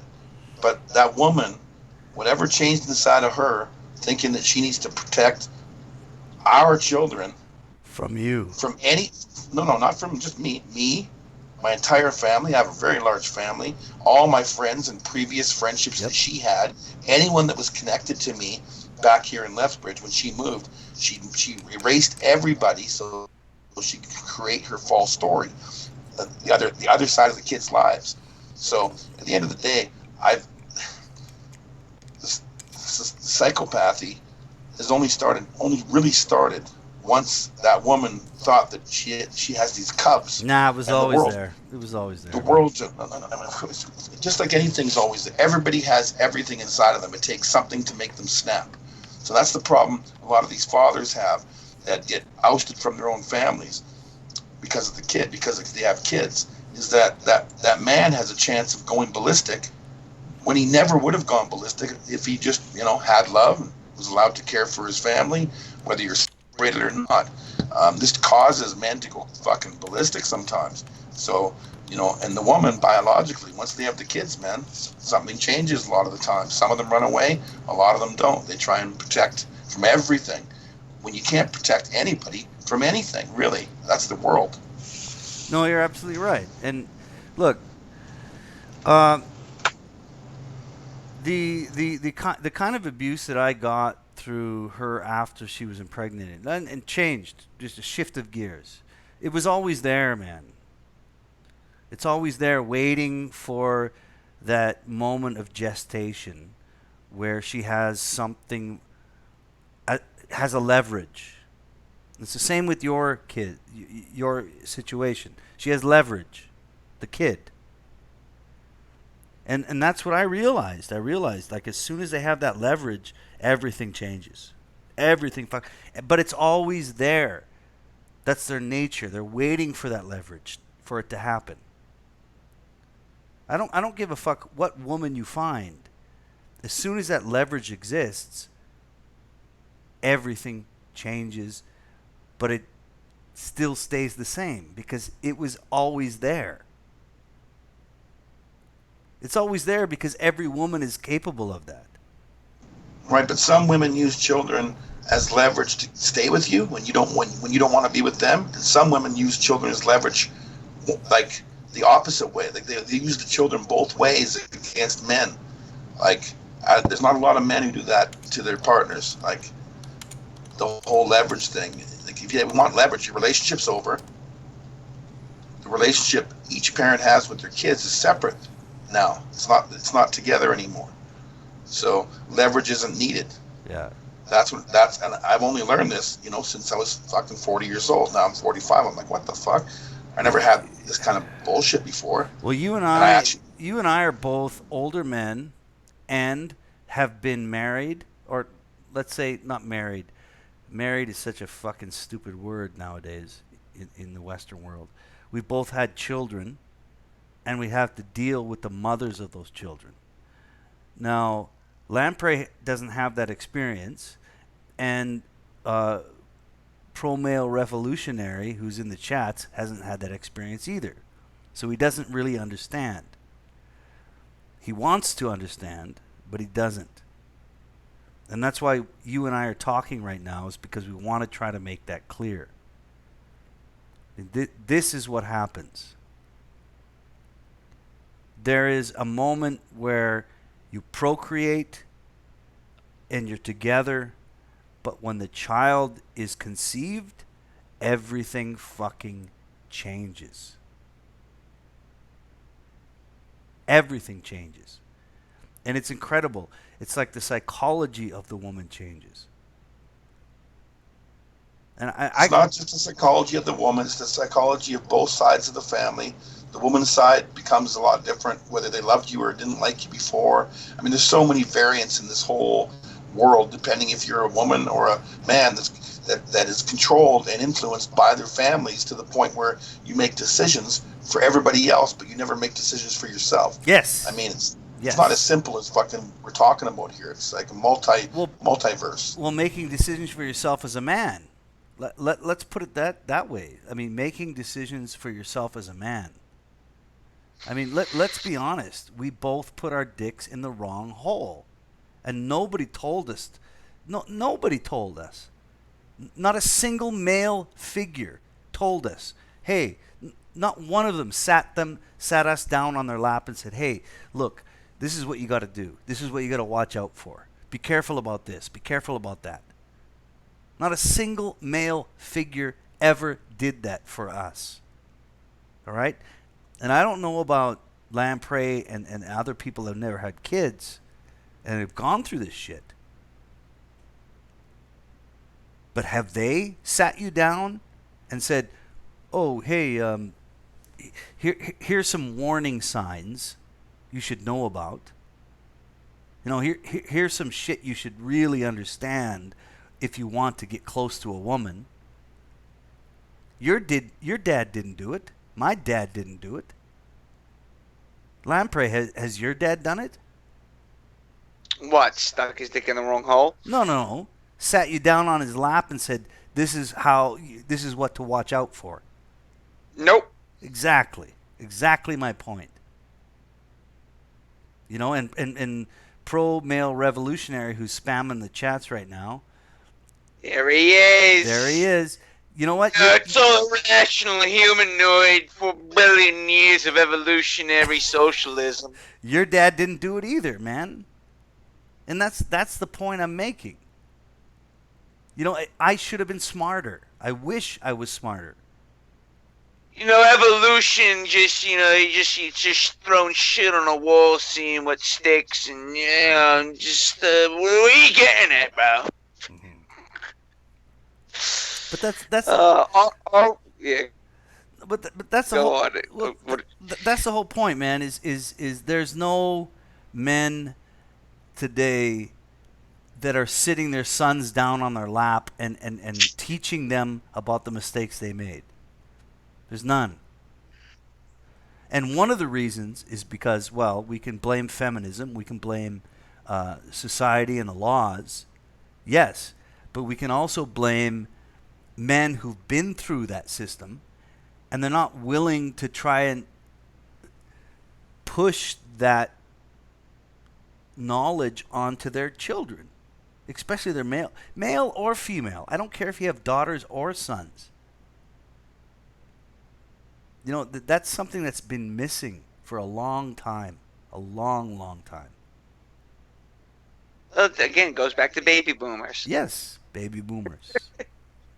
Let's talk. You want to digress here since we got trilobites in the chat? Yes. We talk a little bit of Darwinism. Yes. So let's start. Let's go with, are Italians white? Okay, so this is something that, I get this debate quite often. Are Italians actually white? Well, first, I'm Sicilian. Okay, and Sicily was its own country up until like 1875 or some shit like that. I'm closer to the country of Libya than I am to Norway. Yeah. What I would consider people from Norway to be white, not someone from Sicily that's closer to North Africa, where I would assume my DNA is closer to that of Arab than it is to someone from, let's say, Denmark. Does that sound about right? Yeah. Vikings were Sicilian. What are you, fucking crazy? Get the fuck out of here. Many Sicilians, yes, you are correct. Many Sicilians are in fact blondes. Yes, that is true. But so are people from Syria. So are people from Pakistan. Afghanistan. There's a lot of blonde-haired, blue-eyed Afghanistanis. Yes. Right. North Africans are Berbs, not Arabs, actually. So Algeria, Tunisia, Morocco are are Berbs, not Arabs. Libya and Libya and Egypt are Arabs. Yeah, much closer to. Well, everyone ruled Sicily at one point or another. It's actually one of the most conquered lands on planet Earth. It's the most conquered island in the Mediterranean also. Greece was never really conquered.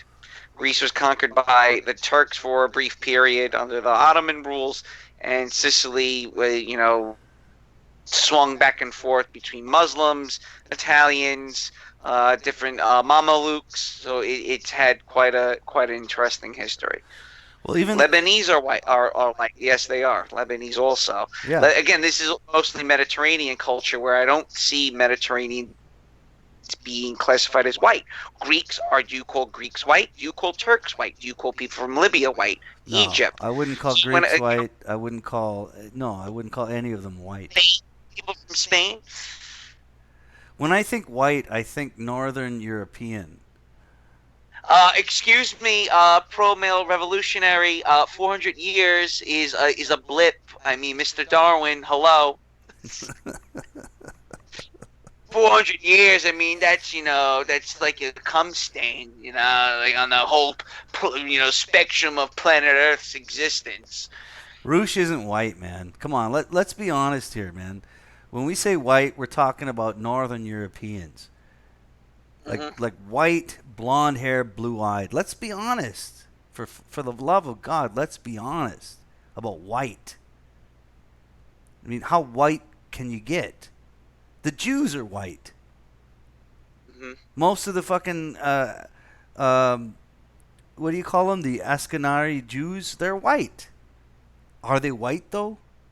Their skin's kind of white. I mean, let's go even as far as Obama, the president of the United States, the 42nd, 43rd. Mm-hmm. No, which one? Who cares? All right. Fuck Obama. Yeah. Anyway, according to popular narrative, he was half white. So does that make him black? Of course it did. It made him black for the narrative. He's the first black president. Yeah, but his mom was white. So why is he black? You know, that kind of bullshit, that kind of the concept of whiteness is so political now that we don't understand it anymore. We really don't. If you want to talk Aryan, light-skinned, light hair, light eyes, then you're going Northern European. All right? You have to. But you can't look at Obama and say he's black if his fucking mother was white. He's mulatto. Why wasn't that a part of his political platform? I'm a mulatto. I'm half black and half white. No, it never was. I dropped a full letter grade in my communications class for bringing up the fact that he was biracial. Yeah. The question was, Lamprey Milt, how do you feel about having, this is 2009, how do you feel about having the first black president? My response, and I was very apolitical. I was like 20 years old at the time. I could give a fuck about politics. I'm like, well, I quickly said, I'm like, well, he's not black. He's the first biracial president. So yes. He's Derek Jeter. He's not black. And I dropped a full letter grade for mentioning that. You know, if the Liberals want to win the next election, they should pull out some guy from East Africa, black as black can be, and run him. Then you'll have the first black president. Let's do that. I'll go with E. Michael Jones' quote on what white is. A white man is a deracinated Western European male. That's what a white man is. Yes. He has no ethnic tribe. He is atomized. He's usually Protestant also, where he belongs to like a Mickey Mouse version of Christianity.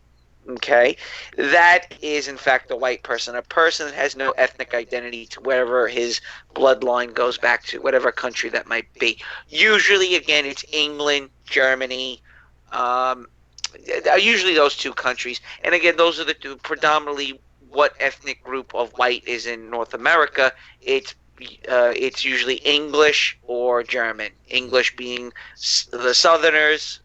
We had the plantation slave owners,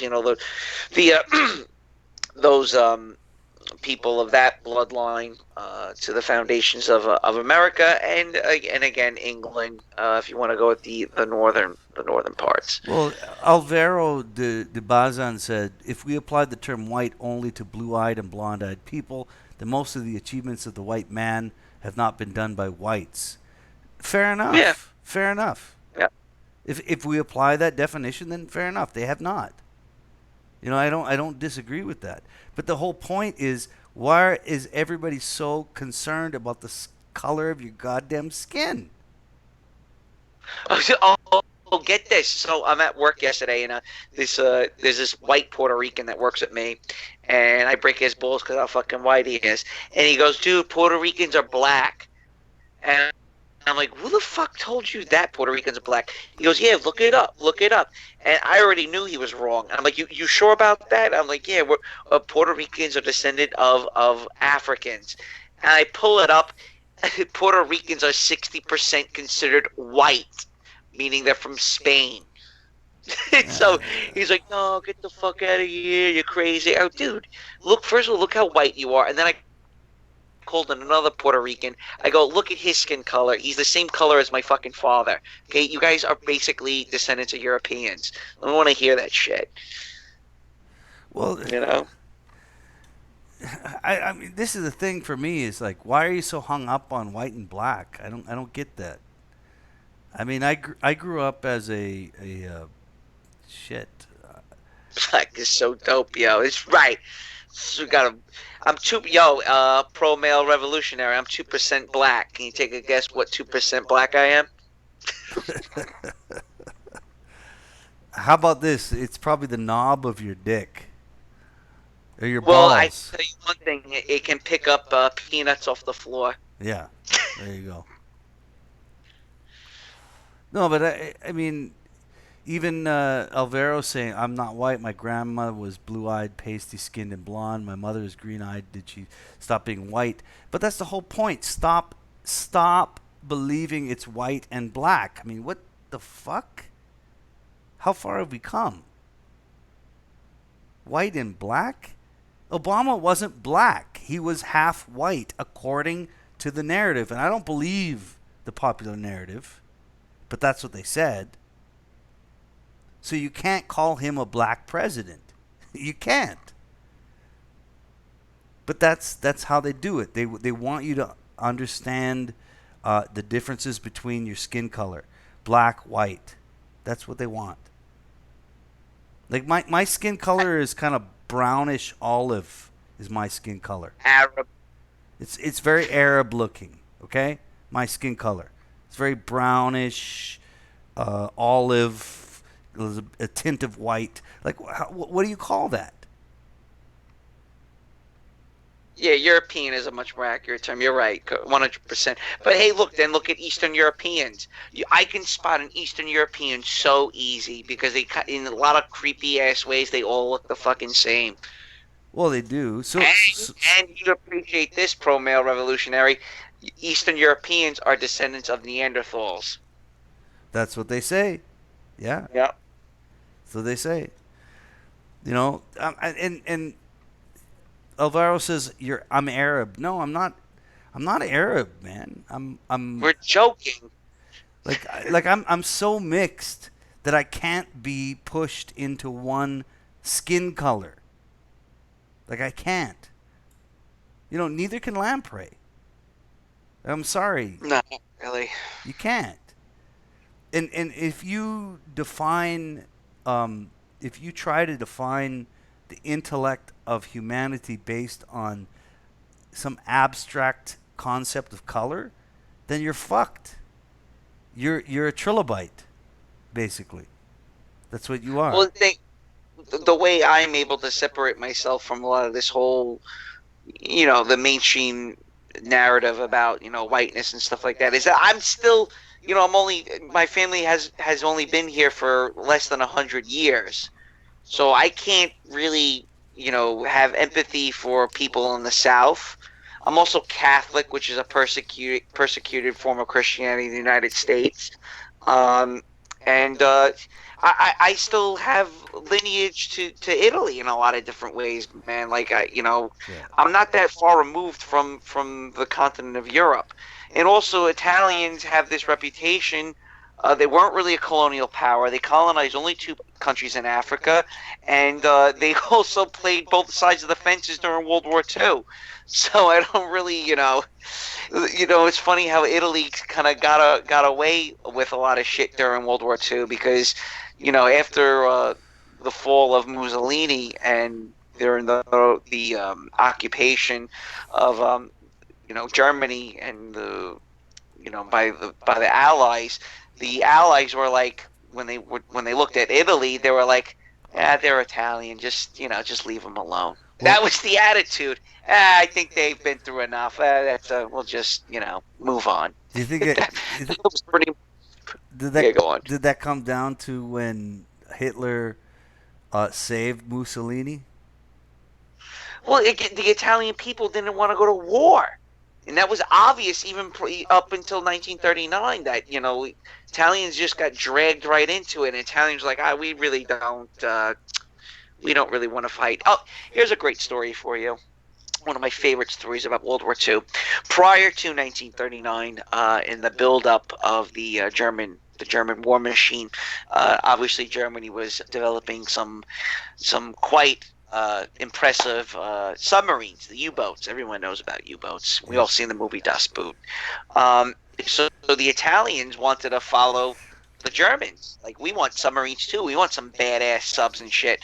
So the Italians had quite an impressive navy. They had some beautiful battleships, amazing heavy cruisers, and they also had their own forms of submarines. Their own, it was kind of cool during World War II because each country had their own cool architecture, naval architecture, different ways of developing airplanes and guns and stuff. And the Italians had their own thing.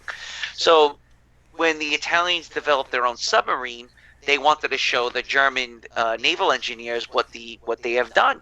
So they invited the guys, the German architects, naval engineers, to Italy to show off their proud new developments in submarine technology. And the German Kriegsmarine, the naval architectures, asked the Germans, "Why is your sail?" The sail being in the conning tower. That's the part that sticks up. You know what the conning tower is? The sail. No. That's where the part that sticks up from the body of the submarine. The part that you see above the water. Yeah. Okay. The tower of the submarine. Yeah. You get it? Yeah. That's where the guys with the binoculars stick up. Yeah. Okay. All right, and that's where the periscope is. And the Germans asked, "Why is the sail so big?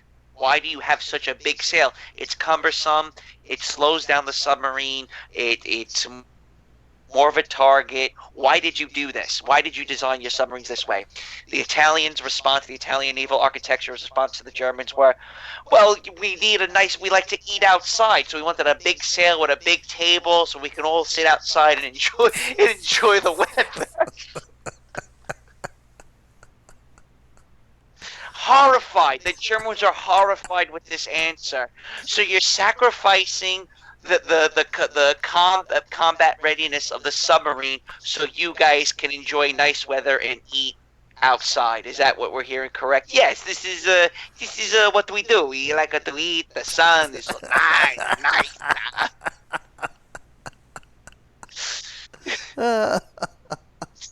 Very typical of an Italian. Lazy group of people, unfortunately. Well, Hey, have you ever met someone that looked like you? That look like me? Yeah, the doppelganger. Yeah, they're out there.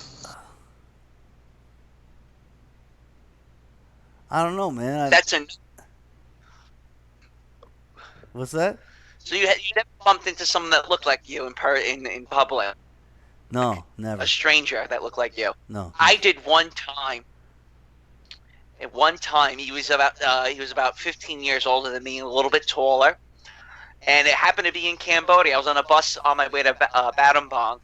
I was taking a tourist bus to Battambang to go meet up with my girlfriend. And this guy gets on the bus, and he had to been at least 2 or 3 inches taller than me, a little bit darker, more well-built, and honestly a little bit better looking than me, maybe just because he's older. And he sits next to me, and I'm just staring at him. All I'm doing is just staring at this guy. He's sitting next to me, and he's looking back at me. He goes, what are you, he's like, "What are you looking at me?" He goes, I turn to him and go, "You look just fucking like me. I'm so creeped out right now." He starts laughing. He goes, "Yeah, we do look a lot alike." And he goes, "You must be Italian." I go, "Yeah, how did you know that?" And he goes, "I'm from Spain." I go, "Wow, that's fucking crazy. This is pretty wild." And what was so cool was I had like a 4-hour conversation with the guy. He was a dermatologist from Spain who is now a doctor in Australia. And he just said all women give a fuck about is money. That's all they want. And I was 24 at the time, and he had been like 38, 39. He was in his late 30s. And I'm like, "Come on, man, don't tell me that. Like, look at you. You're really good looking. You're a fucking dermatologist. You're traveling the whole world." He goes, "Yeah, you're just saying that because you're 24. You'll see when you get older. All they want is money, man." Oh my God, that's like wow. Meet your doppelganger and he tells you the truth. he met my doppelganger. Yeah, he was from Spain. He was a fucking Spanish dude, Spaniard. Well, Pretty fucking wild. Spain and Italy. Come on, man, it's pretty close. Very similar. Yeah, yeah, I guess so. It's pretty Yeah. close, man. But the point is that you had your Spanish doppelganger trying to tell you about what might what's going to happen. You know. Yeah, he was dating a girl from Malaysia. He was showing me pictures of his girlfriend. Oh my God, she was fucking gorgeous. And he was just telling me, I was like, yo, you're a doctor. You're fucking tan. You're fucking good looking, traveling the world. He just starts laughing. He goes, doesn't matter, man. All they want is cash. Show them the money, bro. Holy Christ! I'm not even a doctor, and I know that. Yeah. Like I said, I was 24. It was really cool meeting someone that looked like me. That was not blood related. Obviously my cousins look like me. My brother looks nothing like me. My full blooded brother. Well, if you go to Italy and Spain, you'll probably meet more of those people. This is a depression. This is a cafe depresso. You know depresso? We sit up depression, sadness, it's a bad life. Well, the sad thing is a lot of these Canadian guys, including Messenger, our guest, they're not going to meet anybody like them here. Isn't that right, Messenger?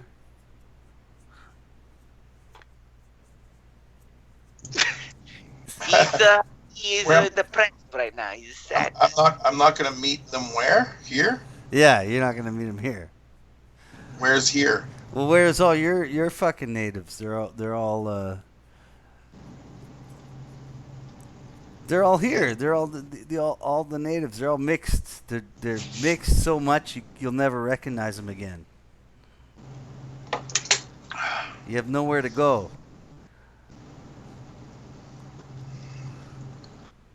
Yep, no spice in my meals. No, man, because you're what? What are you, Native American, and European conquests? Scottish. You should see this guy, man. He's like this huge. What are you, 6'5"?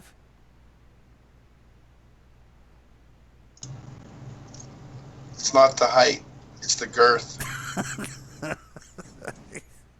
This huge 6'5" fucking Scottish, I don't know, like white guy, Indian. Yeah. 6'5", and you're letting your fucking baby's mama just bitch slap you. Yeah. Unbelievable. She'll come someday. Forever and ever. Me and my children. I didn't let anybody do anything. I told her, like I said, I didn't let her do anything. And when I finally told her, I said, if one of those appendages touches me again like that, you'll probably lose it. And you still lost your kids. That's how much power you have. I'm not willing to go to prison. Come on. Yeah, exactly. My point. It boils down to how much you actually care about the kids. This brings up a great point. Look, you love your again. I don't have kids, but if the baby's mama of my children is ruining my mental health and physical health, blackmailing me, my emotions because she has my offspring, I'm gonna walk away. I don't give a fuck. Fuck it. Like this is not worth. I have to live. Yeah. Patrice O'Neill makes a great point prior to him passing away. Is that the reason why men don't want to raise another man's kids? Obviously you dating a single mom. That's another man's nut. If another man's nut, that man doesn't care about those kids.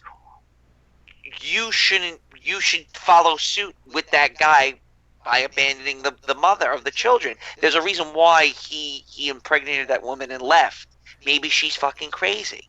You ever think about that? And me sticking around with this woman, it's gonna ruin my health, right? If I come home and there's no food on the table after me working 12 hours a day, and I'm stuck with eating food out of a vending machine at a 7-Eleven, hey, this isn't really working out. I'm gonna go my own way. You know what? Here's $250 a week for the next fucking 5 to 10 years. This is me paying $250 in child support a week versus being in a house with you.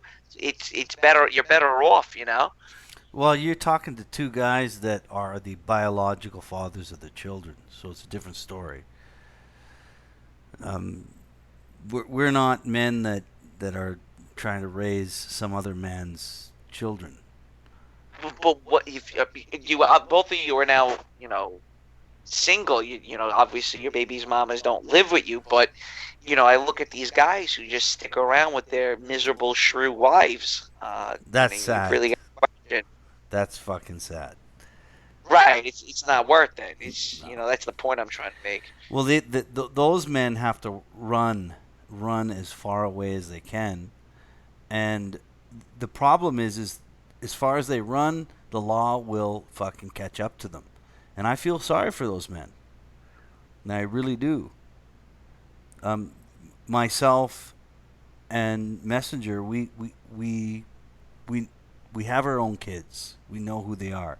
Obviously, our experience is different because I have my kid, he doesn't have his, and that's a big difference. And what he has to do is,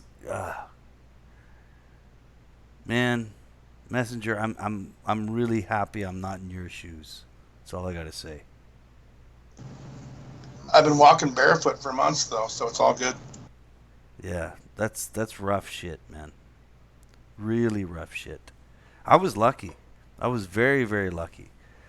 Yeah, Uh, you definitely, yeah, man, 100%. no, I was, and I will always admit that and say it.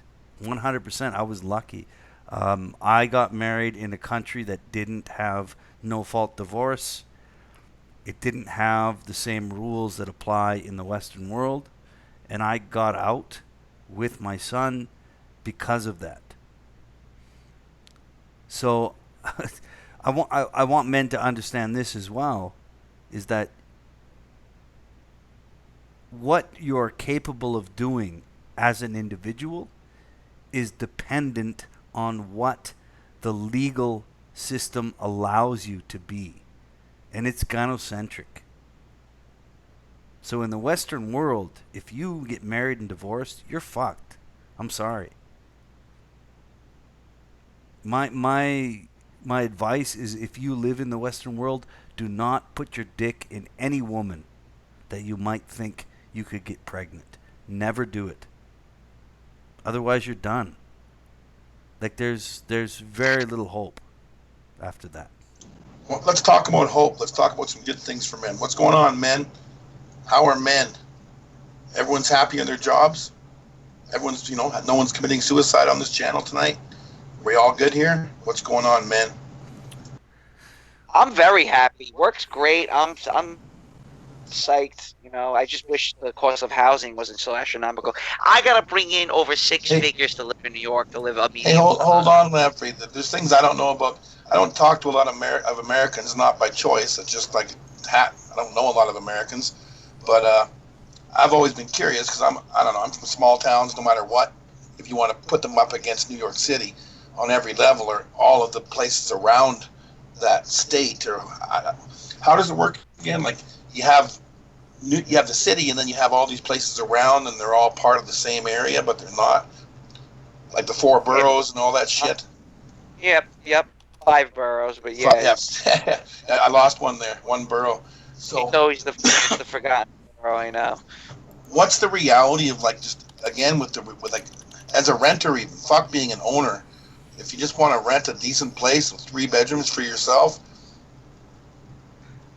3 bedroom, probably between 2,500 and 3,000 a month.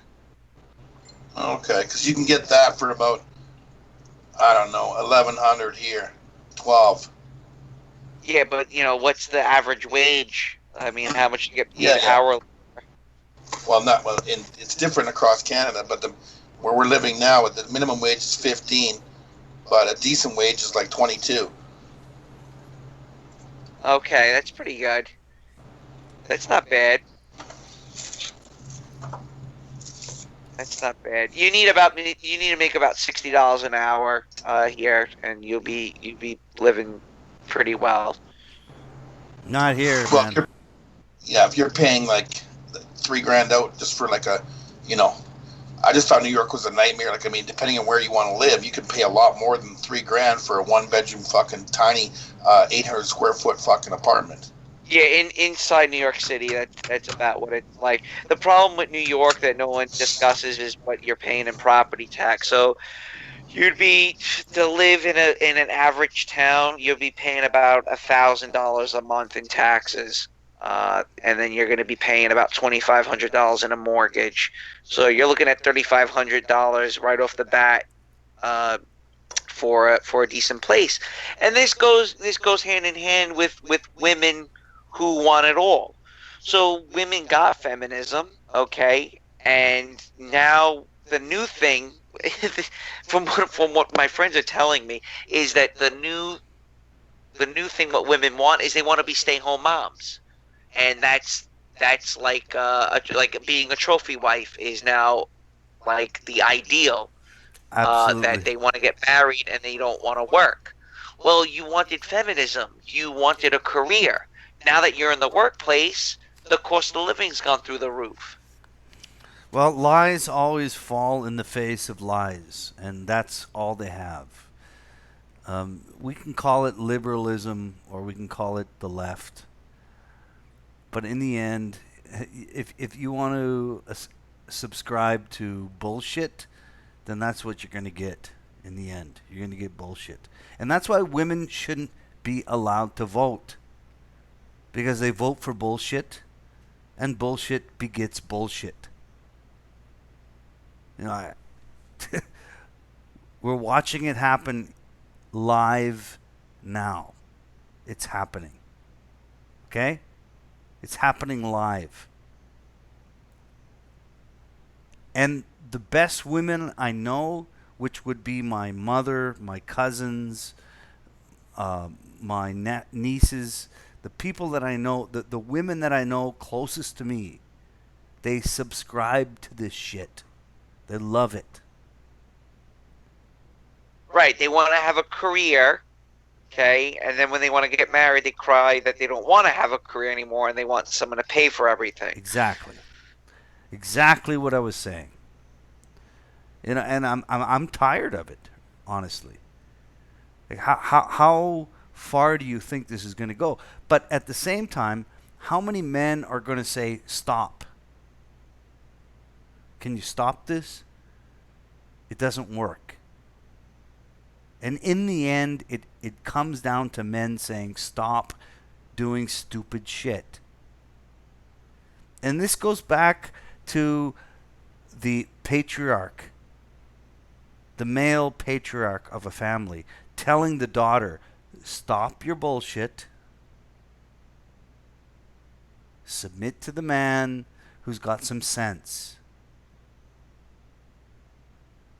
That's what it comes down to. And guess what? Nobody will agree with that. Not in our current system. And it's all about... and in fact, the Muslims have been saying that for fucking thousands of years. Well, not thousands, like 1,500. Yeah, well, okay, yeah, you're right. 1,500 years. Not thousands, 1,500 years. But the truth is the truth. Come on, man. The truth is the truth. We don't know how long the truth has existed. But at least we understand that the Muslims said it, and it worked. It really worked. It fucking worked. No, but now, no, forget about it. No. We want women to vote. We want women to have dicks, to have the same equality as men. That's going to make everything better, and it didn't. It's not. It's finished. Great, man. All right. Well, all right. Let's put it to rest. We'll pick this up next week. Who deleted all of Trilobyte's messages? Yeah. We should get on. Yeah, he didn't have to delete all his messages. Hey, Warrior, you We're didn't have to delete Revolutionary's messages. It's okay. He's all right. He didn't go out of He's all right. control. He didn't go out of control tonight. He didn't get all irrational on us. No, he didn't. When the next time you see Promare Revolutionary on the channel, don't delete him, man. Let him talk for a bit. Let's see what he has to say. When Save the Babies from Knife Rape shows up, then we have a problem. Exactly.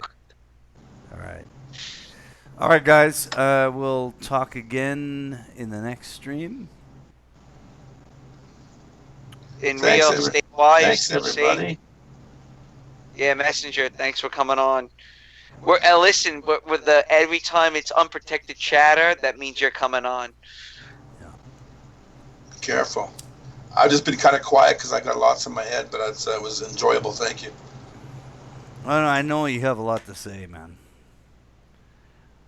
We'll have to dedicate a chat for you specifically. Yeah. I know it. You know it. The whole world knows it, except for women. Women don't know it. Women hate us. We're misogynists. We hate women. So. All right, guys. We'll talk to you in the next stream, probably next week. I think on Sunday, tomorrow, I will be on a live stream with Dean Esme. So come on if you want to see it, but that's on his channel, not mine. And that's it. That's all you get. All right, guys. Take care of yourself. Bye. Good night.